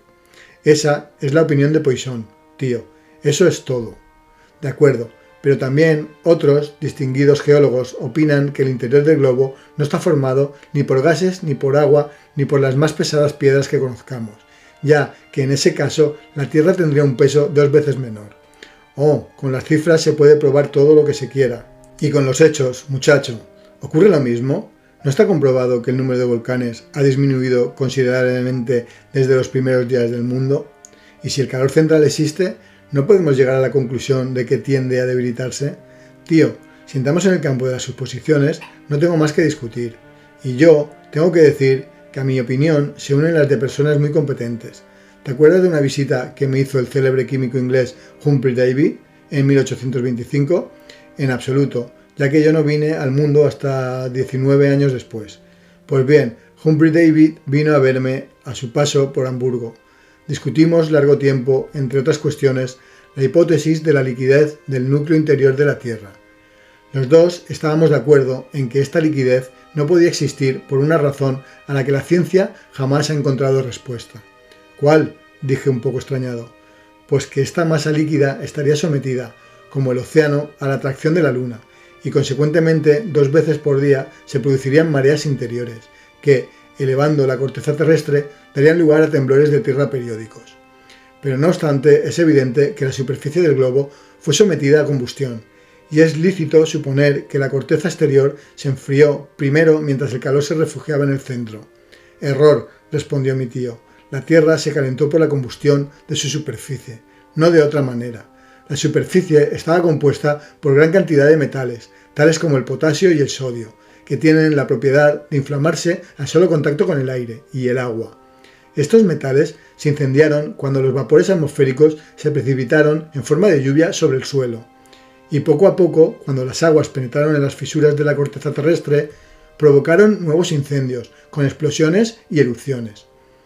De ahí que los volcanes fueran tan numerosos en los primeros días del mundo. He ahí una hipótesis ingeniosa, exclamé un poco a mi pesar, y que Humphrey Davy me hizo patente aquí mismo con un experimento muy simple. Fabricó una bola metálica hecha principalmente con los metales de los que acabo de hablarte, y que representaba perfectamente nuestro globo. Cuando se hacía caer una fina lluvia en la superficie, ésta se dilataba, se oxidaba y formaba una pequeña montaña. Se abría un cráter en su cima, se producía la erupción y extendía a toda la bola tal calor que era imposible sostenerla en la mano. Realmente, yo comenzaba a estar conmovido por los argumentos del profesor. Por otra parte, lo hacía valer con su pasión y su entusiasmo habituales. Ya lo ves, Axel, añadió, el estado del núcleo central ha levantado hipótesis diversas entre los geólogos. Nada menos probado que este hecho del calor interno. Para mí no existe ni podrá existir. Además, lo veremos y como Arne Saknussemm sabremos a qué atenernos sobre esta importante cuestión. Pues bien, sí, respondí, sintiéndome ganar por este entusiasmo. Sí, lo veremos, si es que allí se ve. ¿Y por qué no? ¿No podemos contar con fenómenos eléctricos para alumbrarnos, e incluso con la atmósfera cuya presión puede volver luminosa al acercarse al centro? Sí, dije, sí. Después de todo, es posible. Es seguro, respondió triunfalmente mi tío, pero silencio, ¿comprendes? Silencio sobre todo esto, y que a nadie se le pase por la imaginación la idea de descubrir antes que nosotros el centro de la Tierra. Capítulo 7. Así acabó aquella memorable sesión. La conversación me dio fiebre. Salí del gabinete de mi tío como atontado, y no había suficiente aire en las calles de Hamburgo para reponerme. Me dirigí a la orilla del Elba, por el lado del transbordador de vapor que pone en comunicación la ciudad con el ferrocarril de Hamburgo. ¿Estaba convencido de lo que acababa de conocer? ¿No había sufrido el dominio del profesor Lindenbrock? ¿Debía tomar en serio su resolución de ir al centro del macizo terrestre? ¿Acababa de escuchar las especulaciones insensatas de un loco o las deducciones científicas de un gran genio? En todo ello, ¿dónde acababa la verdad y dónde comenzaba el error? Flotaba entre 1000 hipótesis contradictorias, sin poder agarrarme a ninguna. Sin embargo, me acordaba de haber quedado convencido, aunque mi entusiasmo comenzaba a atenuarse. Hubiera deseado partir inmediatamente y no tener tiempo de reflexionar. Sí, el valor no me hubiera faltado para cerrar la maleta en ese momento. Tengo, no obstante, que confesar que una hora más tarde esa sobreexcitación decayó. Mis nervios se distendieron y de los abismos profundos de la tierra subí a su superficie. «Es absurdo», exclamé. «Esto no tiene sentido común. No es una proposición seria para un muchacho sensato. Nada de esto existe. He dormido mal. He tenido una pesadilla». Entretanto, había seguido las orillas de Elba y dado la vuelta a la ciudad. Después de haber subido por el puerto, había llegado a la carretera de Altona. Me conducía un presentimiento justificado, ya que divisé enseguida a mi pequeña Grauben, quien, con su paso ágil, volvía resueltamente a Hamburgo. «¡Grauben!», grité de lejos. La joven se paró, un poco turbada, me imagino, al oír que yo la llamaba así en medio de una carretera. En 10 pasos estuve a su lado. «¡Axel!», dijo sorprendida. «Ah, has venido a mi encuentro. Eso está muy bien, caballero». Pero al mirarme, Grauben no pudo dejarse engañar por mi aspecto inquieto, trastornado. «¿Qué tienes?», dijo tendiéndome la mano. «¿Qué tengo, Grauben?», exclamé. En 2 segundos y en 3 frases, mi linda irlandesa estaba al corriente de la situación. Durante algunos instantes guardó silencio. ¿Palpitaba su corazón, tanto como el mío? Lo ignoro. Pero su mano no temblaba en la mía. Dimos un centenar de pasos sin hablar. «Axel», dijo al fin mi querida Grauben. «Será un bonito viaje». Salté ante aquellas palabras. «Sí, Axel, un viaje digno del sobrino de un sabio. Está bien que un hombre se distinga por alguna gran empresa.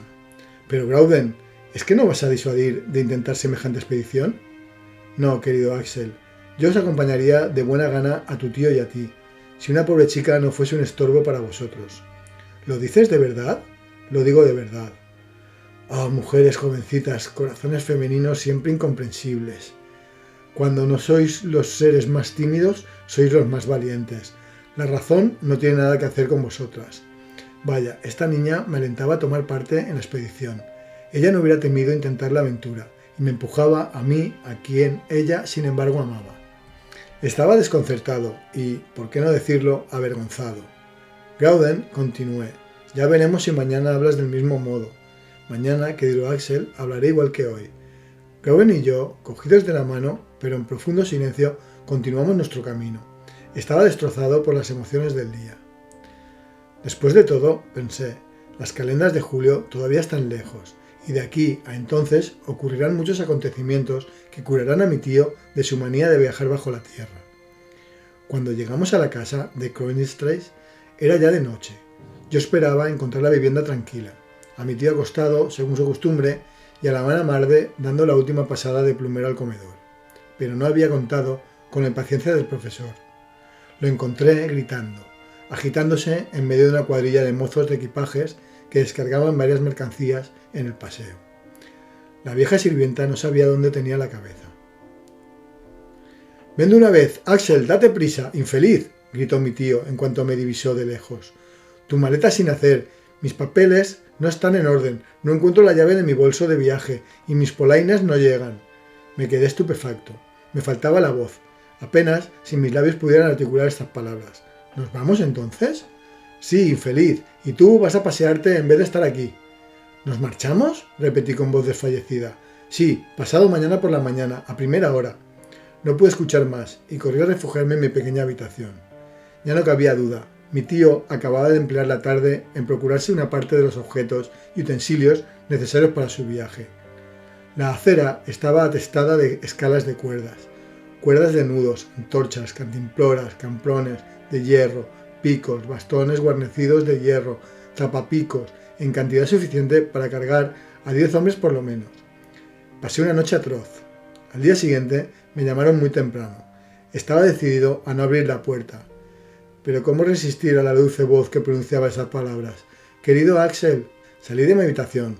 Pensaba que mi aspecto descompuesto, mi palidez, mis ojos enrojecidos por el insomnio iban a producir efecto en Grouden y a cambiar sus ideas. «Ah, querido Axel», me dijo, «veo que te encuentras mejor y que la noche te ha calmado». «¿Calmado?», exclamé. Me precipité hacia el espejo. Pues bien, tenía mejor cara de lo que suponía. Era para no creerlo. «Axel», me dijo Grouden, «he hablado largo rato con mi tutor. Es un sabio intrépido, un hombre de gran valor, y como bien sabes, tú llevas su sangre en las venas. Me ha contado sus proyectos, sus esperanzas, por qué y cómo espera llegar a su meta. Lo conseguirá, no tengo ninguna duda. Ah, querido Axel, qué bello es consagrarse así a la ciencia. Qué gloria guarda el señor Lindenbrook y repercutirá en sus compañeros. Al regreso, Axel será su nombre, su igual, libre para hablar, libre para actuar, libre, al fin, para...». La joven, enrojeciendo, no terminó su frase. Sus palabras me reanimaban. Sin embargo, me negaba todavía a creer en nuestra partida. Arrastré a Grouden al gabinete del profesor. «Tío», le dije, «¿está por fin decidida nuestra marcha?» «¿Cómo? ¿Acaso lo dudas?» «No», dije para no contrariarlo. «Únicamente quisiera saber quién nos mete prisa». «Pues el tiempo que huye con una velocidad irrecuperable. Sin embargo, no estamos más que a 26 de mayo y hasta finales de junio... ¿Eh? ¿Y crees tú, ignorante, que se llega tan fácilmente a Islandia? Si no te hubieras marchado como un loco, te habría llevado a la delegación de Copenhague, de Liffender y Q. Ahí te hubieras enterado de que entre Copenhague y Reykjavik solamente existe un servicio, el 22 de cada mes. ¿Y qué? ¿Y qué? Que si esperamos al 22 de junio, llegaríamos demasiado tarde para ver la sombra del Skartaris, acariciar el cráter del Sneffels. Por tanto, hay que llegar a Copenhague lo más rápida posible, para buscar un medio de transporte. Ve a hacer tu maleta. No había nada más que replicar.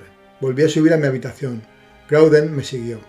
Fue ella quien se encargó de poner en orden, en una pequeña maleta, los objetos necesarios para mi viaje. No estaba más emocionada que si se hubiera tratado de un paseo a Lundborg o a Heimborg. Sus pequeñas manos iban y venían sin precipitación. Charlaba con calma. Me exponía las más sensatas razones en favor de nuestra expedición. Me fascinaba y sentía una gran cólera hacia ella. En algunos momentos quería enfurecerme, pero ella no se enteraba y continuaba metódicamente su tranquila tarea. Por fin fue abrochada la última correa de la maleta. Descendí a la planta baja. Durante aquel día, los proveedores de instrumentos de física, armas y aparatos eléctricos se habían multiplicado. La buena Marde perdía la cabeza. «¿Es que el señor se ha vuelto loco?», me dijo. Hice un signo afirmativo. «¿Y lo lleva usted con él?». La misma afirmación. «¿A dónde?». Indiqué con el dedo el centro de la tierra. «¿A la bodega?», exclamó la vieja sirvienta. «No», dije al fin, «más abajo». Llegó la noche. Yo había perdido la conciencia del tiempo transcurrido. «Hasta mañana», dijo mi tío. «Saldremos a las 6 en punto». A las 10 caí en mi cama como una masa inerte. Durante la noche volvieron a asaltarme mis temores. La pasé soñando con Simas. Era presa del delirio. Me sentía oprimido por la vigorosa mano del profesor, arrastrado, subido en abismos, hundido. Caía al fondo de precipicios insondables, con esa velocidad creciente de los cuerpos abandonados en el espacio. Mi vida no era más que una caída interminable. Me desperté a las 5, roto de cansancio y de emoción. Bajé al comedor. Mi tío estaba a la mesa. Devoraba. Lo miré con un sentimiento de horror. Pero Grouden estaba allí. No dije nada. No pude comer. A las 5:30 se escucharon unas ruedas en la calle. Un amplio coche llegaba para conducirnos al ferrocarril de Altona. Pronto estuvo atestado con los paquetes de mi tío. «¿Y tu maleta?», me dijo. «Está lista», respondí, desfallecido. «Pues date prisa en bajarla o vas a hacernos perder el tren». Luchar contra mi destino me pareció entonces imposible. Subí a mi habitación y dejando que mi maleta se deslizara por los peldaños de la escalera, me lancé tras ella. En ese momento, mi tío ponía solemnemente en manos de Grauden las riendas de su casa. Mi linda irlandesa conservaba su calma habitual. Besó a su tutor, pero no pudo retener una lágrima al rozar mi mejilla con sus dulces labios. «Grauden», exclamé. «Ve, querido Axel, ve», me dijo. «Dejas a tu prometida, pero al regreso encontrarás a tu esposa». Estreché a Grauden en mis brazos y tomé asiento en el coche. Marde y la joven, desde el umbral de la puerta, nos dirigieron un último adiós. Después, los dos caballos, azuzados por el silbido de su conductor, se lanzaron al galope por la carretera de Altona. Capítulo 8. Altona, verdadero suburbio de Hamburgo, es cabeza de línea del ferrocarril de Kiel, el cual debía conducirnos a las orillas de Belt. En menos de 20 minutos entrábamos en el territorio de Holstein. A las 6:30 el coche se paró delante de la estación. Los numerosos paquetes de mi tío, sus voluminosos artículos de viaje, fueron descargados, transportados, pesados, etiquetados y vueltos a cargar en el vagón de equipajes. Y a las 7 estábamos sentados uno frente al otro en el mismo compartimento. El vapor silbó y la locomotora se puso en movimiento. Habíamos salido. ¿Estaba resignado? Todavía no. Sin embargo, el aire fresco de la mañana, los pormenores de la ruta, rápidamente renovados por la velocidad del tren, me distraían de mi gran preocupación. En cuanto al pensamiento del profesor, precedía evidentemente a aquel convoy, demasiado lento para su gusto, impaciente. Estábamos solos en el vagón, pero no hablábamos. Mi tío pasaba revista a sus bolsillos y a su bolso de viaje con una minuciosa atención. Pude observar que no le faltaba ninguna de las piezas necesarias para la ejecución de sus proyectos. Llevaba, entre otras cosas, una hoja de papel doblada con cuidado, con el encabezamiento de la Cancillería danesa y la firma del señor Christiansen, cónsul en Hamburgo y amigo del profesor. Este papel debía darnos todas las facilidades para obtener en Copenhague recomendaciones para el gobernador de Islandia. Vislumbré también el famoso documento cuidadosamente escondido en el bolsillo más secreto del portafolios. Lo maldije desde el fondo de mi corazón y me puse otra vez a observar la región. Era una vasta serie de llanuras poco curiosas, monótonas, cenagosas y bastante fecundas. Unos campos muy favorables para la instalación de una línea férrea y propicia a esas recetas tan codiciadas por las compañías de ferrocarril. No me dio tiempo a cansarme de esta monotonía, ya que 3 horas después de nuestra salida el tren se paró en Kiel, a 2 pasos del mar. Como nuestros equipajes estaban facturados para Copenhague, no tuvimos que ocuparnos de ellos. Sin embargo, el profesor los siguió con una mirada inquieta durante su transporte al barco de vapor. Una vez allí, desaparecieron en el fondo de la bodega. Mi tío, en su precipitación, había calculado tan bien las horas de transbordo del tren al barco que nos quedaba un día entero libre. El vapor Eleonora no salía hasta la noche. De ahí una fiebre de 9 horas, durante la cual el irascible viajero dio a todos los diablos a la administración de los barcos y de los ferrocarriles y a los gobiernos que toleraban semejantes abusos. Tuve que hacer coro con él, cuando la emprendió con el capitán de la Eleonora. A este respecto, quería obligarlo a prepararse a partir sin perder un instante. El otro lo mandó a paseo. En Kiel, como en cualquier otra parte, tiene que pasar el día. A fuerza de pasearnos por las verdes orillas de la bahía, en cuyo fondo se levantaba la pequeña ciudad, de recorrer los bosques frondosos que le dan la apariencia de un nido en un haz de ramas, de admirar las quintas provistas, cada una de sus pequeñas casetas de baños fríos, en resumen, de correr y refunfuñar, dieron las 10 de la noche. Los remolinos del humo del Eleonora se extendían por el cielo. El puente temblaba bajo los estremecimientos de la caldera. Estábamos a bordo y éramos propietarios de 2 literas instaladas en el único camarote del barco. A las 10:15 las amarras fueron soltadas y el vapor se deslizó rápidamente sobre las sombrías aguas de Granvelt. La noche estaba oscura, había buena brisa y la mar estaba gruesa. En medio de las tinieblas aparecieron algunas luces de la costa. Más tarde, no sé dónde, un faro destelló por encima de las aguas. Eso fue todo lo que quedó en mi recuerdo de esa primera travesía. A las 7 de la mañana desembarcamos en Korsør, pequeña ciudad situada en la costa occidental de Selland. Allí saltamos del barco a otro tren que nos llevó a través de una región no menos llana que los campos de Goldstein. Todavía nos quedaban 3 horas de viaje antes de alcanzar la capital de Dinamarca. Mi tío no había pegado ojo en toda la noche. Creo que, en su impaciencia, empujaba el vagón con los pies. Al fin vio un jirón del mar. «El Slum», exclamó. A nuestra izquierda se levantaba una gran construcción que parecía un hospital. «Es un manicomio», dijo uno de nuestros compañeros de viaje. Bueno, pensé, he ahí un establecimiento en que podríamos terminar nuestros días. Y por grande que sea, ese hospital aún sería demasiado pequeño para contener toda la locura del profesor Lindenbrock. Por fin, a las 10 de la mañana, pisábamos tierra en Copenhague. Los equipajes fueron cargados en un coche y conducidos, junto con nosotros, al hotel Phoenix en Belcair. Tardamos una media hora, ya que la estación estaba situada fuera de la ciudad. Después, mi tío, tras asearse brevemente, me arrastró consigo. El conserje del hotel hablaba alemán e inglés, pero el profesor, en su calidad de políglota, le interrogó en buen danés, y en buen danés le indicó a aquel la situación del Museo de Antigüedades del Norte. El director de aquel curioso establecimiento, donde se acumulaban maravillas que me permitirían la reconstrucción de la historia del país, con sus viejas armas de piedra, sus copas medievales y sus joyas, era el profesor Thompson, un sabio amigo del cónsul de Hamburgo. Mi tío tenía para él una calurosa carta de recomendación. En general, un sabio recibe bastante mal a otro, pero en este caso no ocurrió así. El señor Thompson, como hombre servicial, acogió cordialmente al profesor Lindenbrock e incluso a su sobrino. No es necesario decir que su secreto fue celosamente guardado ante el excelente director del museo.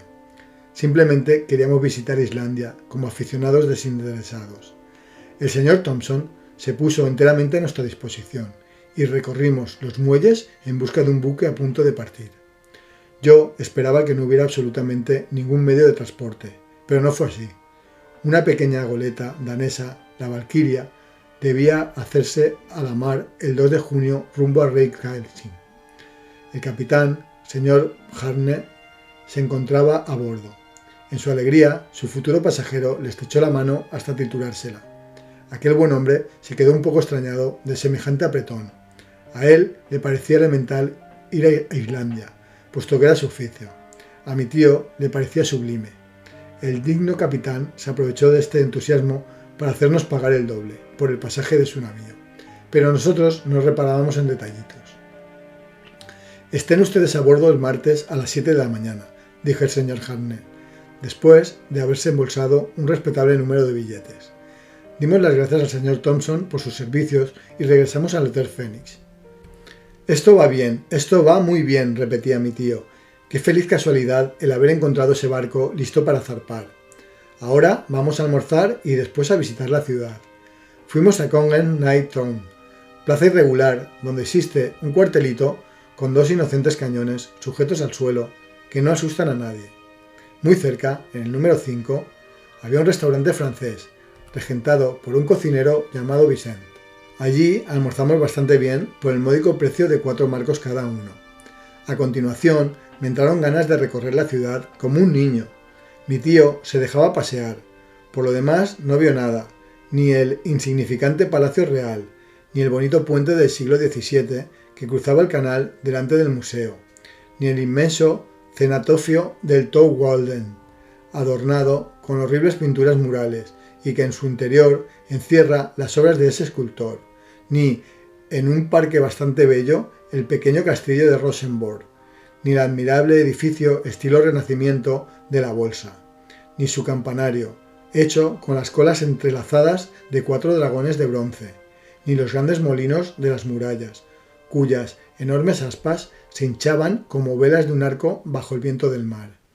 Qué deliciosos paseos habíamos dado mi linda irlandesa y yo por el puerto, donde los barcos de 2 puentes y las fragatas dormían apaciblemente bajo su techumbre roja, sobre los verdeantes bordes del estrecho, a través de esas frondosas enramadas en el seno de las cuales se esconde la ciudadela, cuyos cañones alargan su boca negruzca entre las ramas de los saucos y de los sauces. Pero desgraciadamente mi pobre Grauden se encontraba lejos, y ¿podía esperar yo volver a verla? Sin embargo, si mi tío no se fijó en ninguno de estos encantadores lugares, le llamó poderosamente la atención la vista de cierto campanario simado en la isla de Amak, que formaba el barrio suroeste de Copenhague. Me ordenó que dirigiéramos nuestros pasos hacia aquel lado.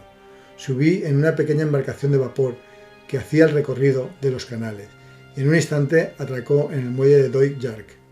Después de haber atravesado algunas calles estrechas donde los galeotes, vestidos con pantalones medio amarillos, medio grises, trabajaban bajo el palo de los comitres. Llegamos delante del Borg Freykrist. Aquella iglesia no ofrecía nada notable, pero su campanario, bastante elevado, había llamado la atención del profesor porque, desde la plataforma, una escalera exterior circundaba su flecha y su espiral se desplegaba al aire libre. «Subamos», dijo mi tío. «¿Pero y el vértigo?», le repliqué. «Razón de más, hay que habituarse». Sin embargo, «Ven, te digo, no perdamos tiempo». Hubo que obedecer. Un guarda que vivía al otro lado de la calle nos entregó una llave y la ascensión comenzó. Mi tío me precedía con paso vivo. Yo lo seguía, no sin temor, pues la cabeza me daba vueltas con una facilidad deplorable. No tenía el equilibrio de las águilas ni la insensibilidad de sus nervios. Mientras estuvimos presos en la escalera interior, todo fue bien, pero tras 150 escalones el aire me dio en el rostro. Habíamos llegado a la plataforma del campanario. Allí comenzaba la escalera aérea, protegida por una frágil barandilla, y cuyos escalones, cada vez más estrechos, parecían subir hacia el infinito. «No podré hacerlo jamás», grité. «¿Es que acaso eres un cobarde? ¡Sube!», respondió despiadadamente el profesor. Por fuerza tuve que seguirlo agarrándome. El fuerte viento me aturdía. Sentía oscilar el campanario bajo sus ráfagas. Mis piernas flaqueaban. Pronto me encontré trepando sobre las rodillas y luego sobre el vientre. Cerré los ojos, sentía vértigo. Al fin, tirándome mi tío del cuello, llegué cerca de la bola. «Mira», me dijo, «y mira bien. Hay que tomar lecciones de abismo». Abrí los ojos, vi las casas achatadas y como aplastadas por una caída, en medio de la niebla de las humaredas. Por encima de mí pasaban nubes desgreñadas y por una inversión óptica me parecían inmóviles, mientras que el campanario, la bola y yo éramos arrastrados a una velocidad fantástica. A lo lejos, por un lado, se extendía la campanilla verde y por el otro destellaba el mar bajo un haz de rayos. El Sund se desplegaba en la punta de Elisnor, con algunas velas blancas, verdaderas alas de gaviotas, y en la bruma del este ondulaban las costas, apenas difuminadas, de Suecia. Toda esta inmensidad giraba ante mis ojos. Sin embargo, tuve que levantarme, mantenerme derecho y mirar. Mi primera lección de vértigo duró 1 hora, cuando al fin me fue permitido bajar y poner los pies en el sólido empedrado de las calles. Estaba lleno de agujetas. «Mañana volveremos a empezar», dijo el profesor, y en efecto, durante 5 días repetí aquel ejercicio vertiginoso y quieras que no, hice progresos sensibles en el arte de las altas contemplaciones. Capítulo 9. Llegó el día de la marcha. La víspera, el complaciente señor Thompson nos había entregado cartas de recomendación para el conde Trampe, gobernador de Islandia, el señor Picturson, coadjutor del obispo, y el señor Finsen, alcalde de Reykjavik. En compensación, mi tío le otorgó los más calurosos apretones de manos. El 2, a las 6 de la mañana, nuestro preciado equipaje era llevado a bordo de la Valquiria.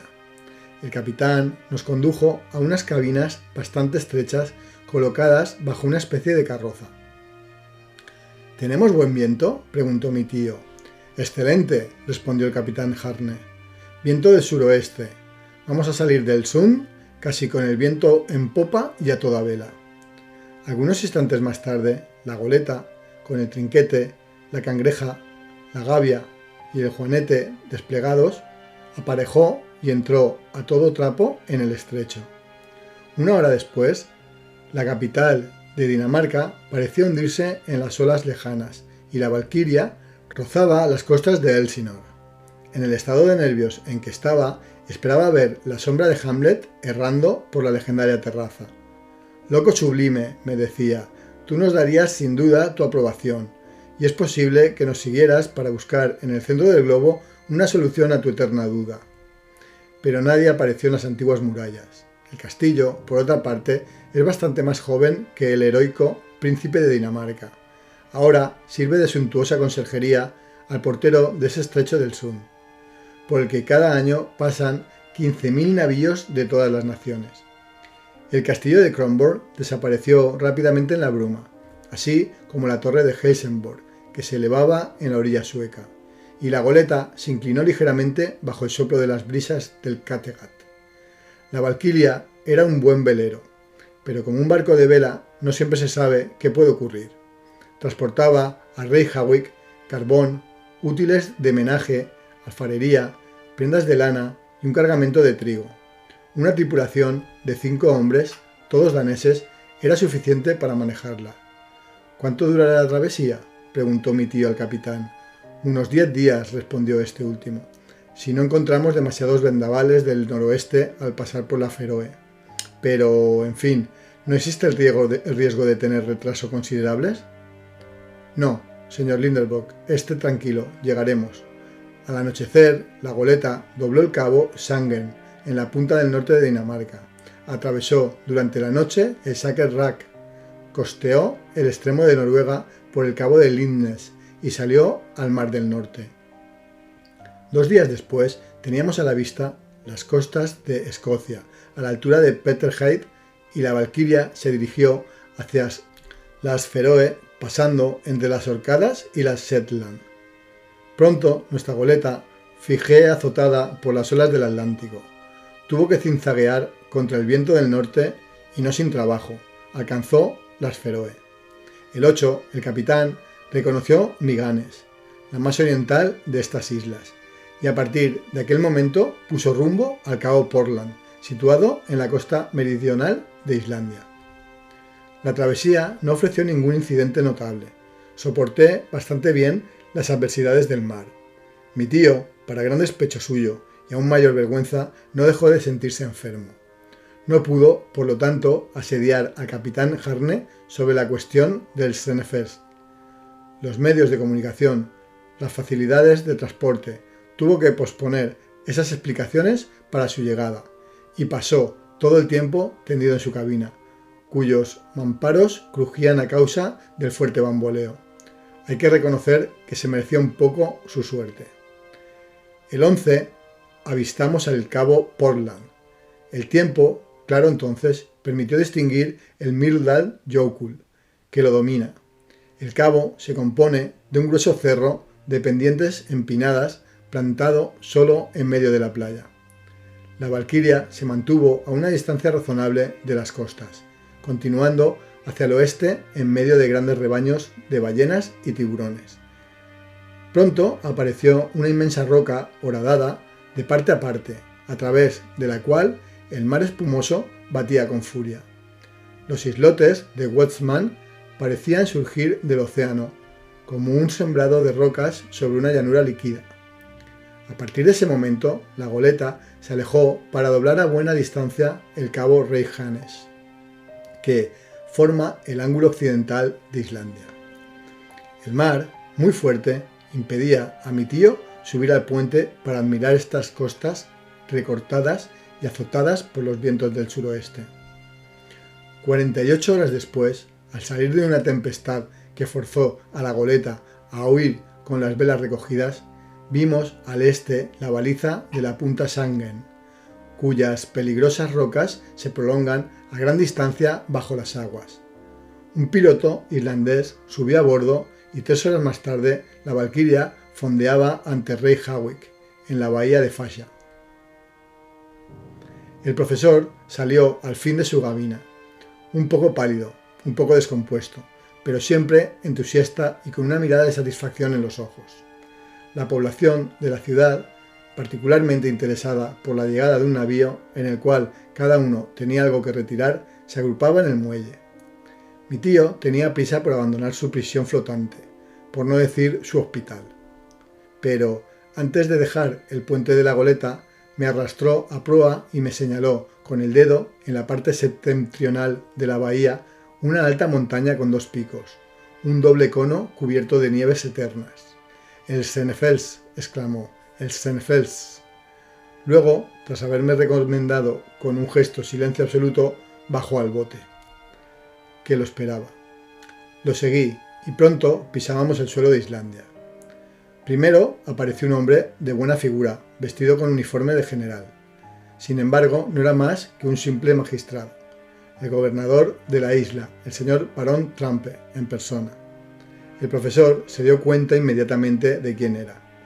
Entregó al gobernador las cartas de Copenhague y se estableció en danés una corta conversación a la que yo, por razones evidentes, permanecí ajeno. Pero de este primer contacto resultó que el barón Trampe se ponía enteramente a disposición del profesor Lindenbrock. Mi tío fue recibido muy amablemente por el alcalde, señor Finsen, no menos militar por su traje que el gobernador, pero también pacífico por su temperamento y su condición. En cuanto al coadjutor, señor Picturson, en ese momento realizaba una visita episcopal a la circunscripción del norte.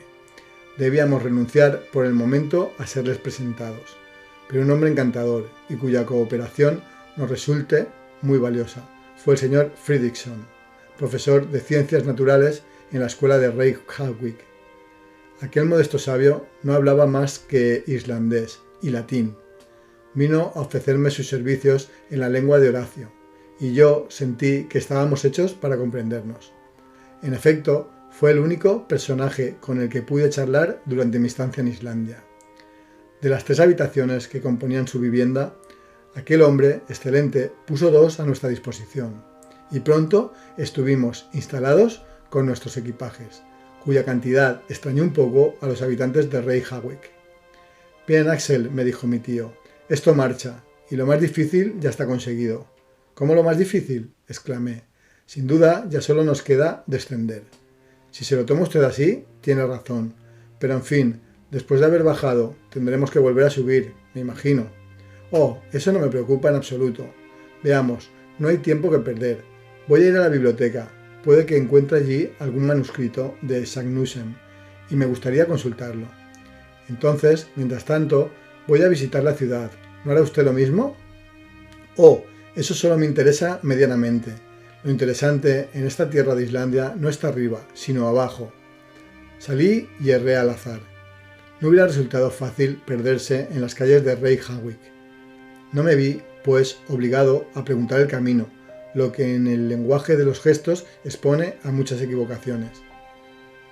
La ciudad se alargaba sobre un terreno bastante bajo y pantanoso, entre 2 colinas. Una inmensa corriente de lava la cubre por un lado y desciende en rampas bastante suaves hasta el mar. Por el otro lado se extiende la gran bahía de Fasha, limitada al norte por el enorme glacial de Senefeld, y en ella la Valquiria era la única anclada en ese momento.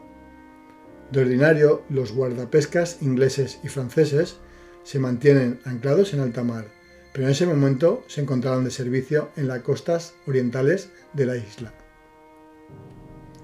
La más larga de las 2 calles de Reykjavik corre paralela a la costa. Allí viven los comerciantes y los negociantes, en cabañas de madera hechas con vigas rojas dispuestas horizontalmente. La otra calle, situada más al oeste, se dirige hacia un pequeño lago entre las casas del obispo y del resto de los personajes ajenos al comercio. Pronto hube recorrido esas vías sombrías y tristes. De vez en cuando entreveía un trozo de césped descolorido, como un viejo tapiz de lana desgastado por el uso, o bien una apariencia de huerto cuyas escasas legumbres, patatas, coles y lechugas hubieran cabido con holgura en una mesa liliputiense. Algunos aelies enfermizos intentaban también tomar un poco el sol. Hacia el centro de la calle, no comercial, encontré el amplio cementerio público, cercado por un muro de tierra, y en él que no faltaba sitio. Después de unas cuantas zancadas, llegué a la casa del gobernador, una casucha comparada con el ayuntamiento de Hamburgo, un palacio al lado de las chozas de la población islandesa.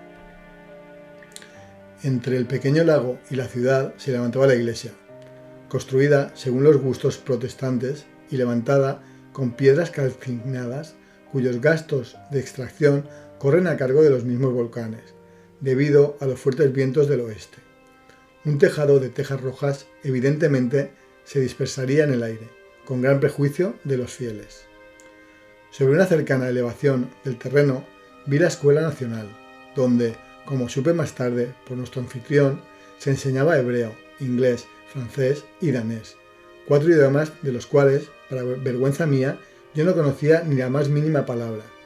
Hubiera sido el último de los 40 alumnos con quien contaba aquel pequeño colegio e indigno de dormir con ellos en aquellos armarios de 2 compartimentos, donde los más delicados se hubieran ahogado desde la primera noche. En 3 horas había visitado no solo la ciudad, sino también sus alrededores. El aspecto general era particularmente triste, ni árboles ni vegetación, por así decirlo. Por todas partes las aristas vivas de las rocas volcánicas. Las cabañas de los islandeses están hechas de tierra y turba, y sus muros están inclinados hacia adentro. Parecen tejados colocados en el suelo. Únicamente estos tejados son praderas relativamente fecundas. Gracias al calor de la vivienda, la hierba crece con cierta perfección y la cortan cuidadosamente en la época de la siega. Si no, los animales domésticos irían a pastar sobre las casas reverdecidas. Durante mi excursión me encontré con pocos habitantes. Al regresar a la calle comercial vi a la mayor parte de la población ocupada en secar, salar y cargar bacalaos, principal artículo de exportación.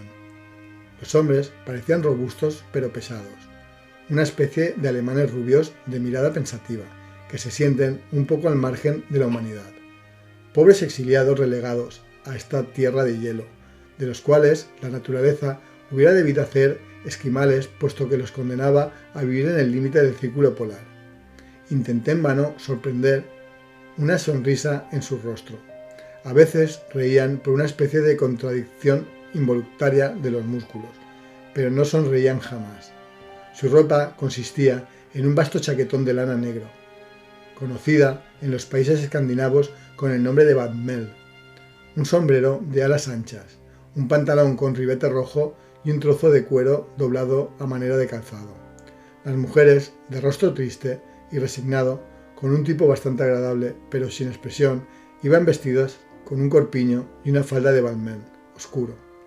Las solteras llevaban sobre sus cabellos trenzados en guirnaldas un pequeño gorro de punto marrón. Las casadas envolvían su cabeza en un pañuelo de color y encima de él una confía de tela blanca. Después de este paseo, cuando volví a la casa del señor Fridriksson, mi tío se encontraba ya en compañía de su anfitrión. Capítulo 10. La cena estaba lista. Fue devorada con avidez por el profesor Lindenbrock, cuya forzada dieta en el barco había convertido su estómago en un profundo abismo.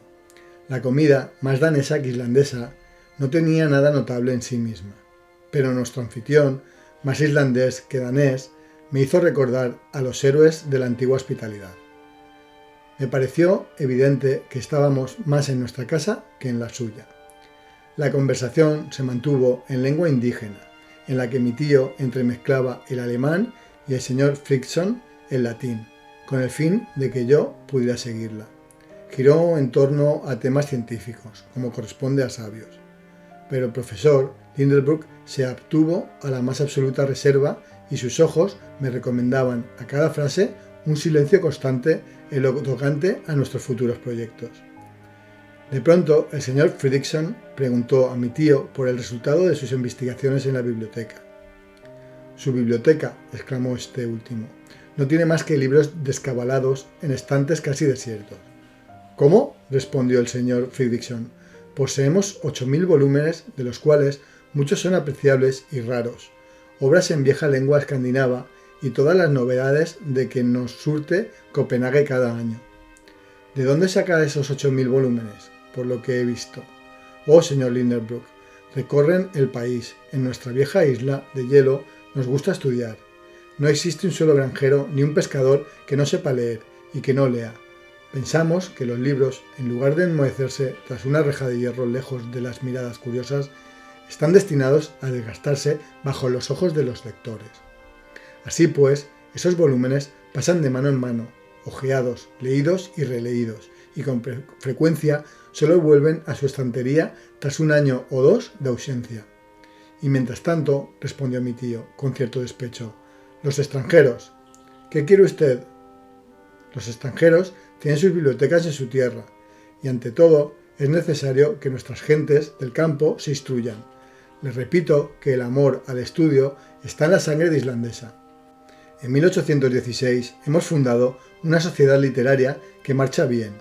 Hay sabios extranjeros que se honran en formar parte de ella. Publica libros destinados a la educación de nuestros compatriotas y presta un verdadero servicio al país. Si quiere ser uno de nuestros miembros correspondientes, señor Linderbrook, será un gran placer para nosotros. Mi tío, que ya pertenecía a un centenar de sociedades científicas, aceptó de buena gana, lo que conmovió al señor Fredrickson. Ahora, continuó este, tenga a bien indicarme los libros que espera encontrar en nuestra biblioteca y tal vez pueda informarle al respecto. Miré a mi tío, dudaba en responder. Aquello concernía directamente a sus proyectos. Sin embargo, después de haber reflexionado, se decidió a hablar. Señor Fredrickson, dijo, querría saber si entre las obras antiguas poseerían la de Arne Saknussemm. ¿Arne Saknussemm? Respondió el profesor de Reykjavik. ¿Se refiere usted a ese sabio del siglo XVI, a la vez gran naturista, gran alquimista y gran viajero? Precisamente, una de las glorias de la literatura y de la ciencia islandesa, usted lo ha dicho. Un hombre ilustre entre todos, se lo concedo, y cuya audacia igualaba su genio. Ya veo que lo conoce bien. Mi tío no cabía en sí de alegría al oír hablar así de su héroe. Devoraba con los ojos al señor Fredrickson. ¿Y bien? Preguntó. ¿Sus obras? Ah, sus obras, no las tenemos. ¿Cómo? ¿En Islandia? No existen ni en Islandia ni en ninguna parte. ¿Y por qué? Porque Arne Saknussemm fue perseguido por motivos de herejía, y en 1573 sus obras fueron quemadas en Copenhague por manos del verdugo. Muy bien, perfecto, gritó mi tío para gran escándalo del profesor de ciencias naturales. ¿Eh? Dijo este último. Sí, todo se explica, todo se encadena, todo está claro y comprendo por qué Saknussemm, puesto en el índice y forzado a ocultar los descubrimientos de su genio, tuvo que enterrar en un criptograma incomprensible el secreto. ¿Qué secreto? Preguntó con viveza el señor Fredrickson. Un secreto cuyo, respondió mi tío balbuceando. ¿Es que posee usted algún documento particular? Preguntó nuestro anfitrión. No, era una mera suposición. Bien, respondió el señor Fredrickson, que tuvo la delicadeza de no insistir al ver la turbación de su interlocutor. Espero, añadió, que no dejará usted nuestra isla sin aprovechar sus riquezas mineralógicas. Desde luego, respondió mi tío, pero llegó un poco tarde. ¿No han pasado ya sabios por aquí? Sí, señor Linderbrook.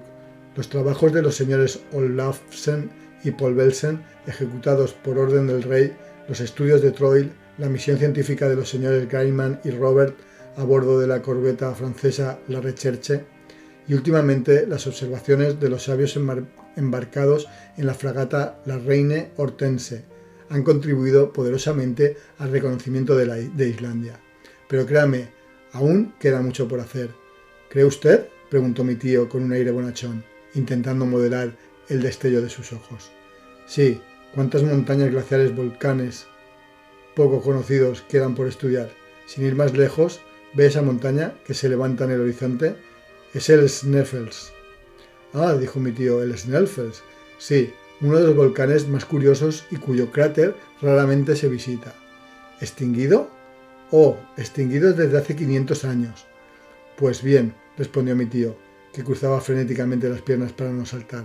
Me apetece comenzar mis estudios geológicos por ese Sneffels, como ha dicho usted. Sneffels, respondió el excelente señor Fredrickson. Esta parte de la conversación se mantuvo en latín. Yo lo había comprendido todo y apenas podía mantenerme serio al ver a mi tío contener la satisfacción que le desbordaba por todas partes. Intentaba tomar un aire inocente que parecía la mueca de un viejo diablo. Sí, dijo, sus palabras me animan. Intentaremos escalar ese Sneffels y quizá hasta estudiar su cráter. Siento mucho que mis ocupaciones no me permitan ausentarme, respondió el señor Fredrickson. Los hubiera acompañado con placer y con provecho. Oh no, respondió vivamente mi tío. No queremos molestar a nadie, señor Fredrickson. Se lo agradezco de todo corazón. Desde luego, la presencia de un sabio como usted nos hubiera sido muy útil. pero los deberes de su profesión. Prefiero pensar que nuestro anfitrión, en la inocencia de su alma islandesa, no comprendió la gran malicia de mi tío. Me parece muy bien que empiecen por ese volcán, señor Lindenbrook, dijo. Hará una gran recolección de observaciones curiosas. Pero, dígame, ¿cómo piensa llegar a la península de Snæfell? Por mar, atravesando la bahía. Es la ruta más rápida. Sin duda, pero imposible de seguir. ¿Por qué? Porque en Reykjavik no tenemos ni una sola lancha. ¡Diablos! Habrá que ir por tierra, siguiendo la costa. Será más largo, pero más interesante. Bien, procuraré encontrar un guía. Precisamente puedo ofrecerle uno. ¿Un hombre de confianza inteligente? Sí, un habitante de la península. Es un cazador de Eider, muy hábil y de que quedará contento. Habla danés perfectamente. ¿Cuándo podré verlo? Mañana, si lo desea. ¿Y por qué no hoy? Es que no llegará hasta mañana. Pues mañana entonces, respondió mi tío con un suspiro. Esta importante conversación se terminó algunos instantes después con el caluroso agradecimiento del profesor alemán al profesor islandés. Durante la cena, mi tío acababa de conocer cosas importantes, entre otras la historia de Snæfell, la razón de su documento misterioso, como también que su anfitrión no le acompañaría en su expedición y que desde el día siguiente un guía estaría a sus órdenes. Bueno chicos, espero que hayáis pasado un ratito agradable. La semana que viene subiré otro vídeo con la segunda parte, que constará de 10 capítulos más. Será un total de 4 vídeos, 3 de 10 capítulos y el último de 7. Son 37 en total. Así que nos vemos la semana que viene. Muchas gracias y un saludo. Adiós.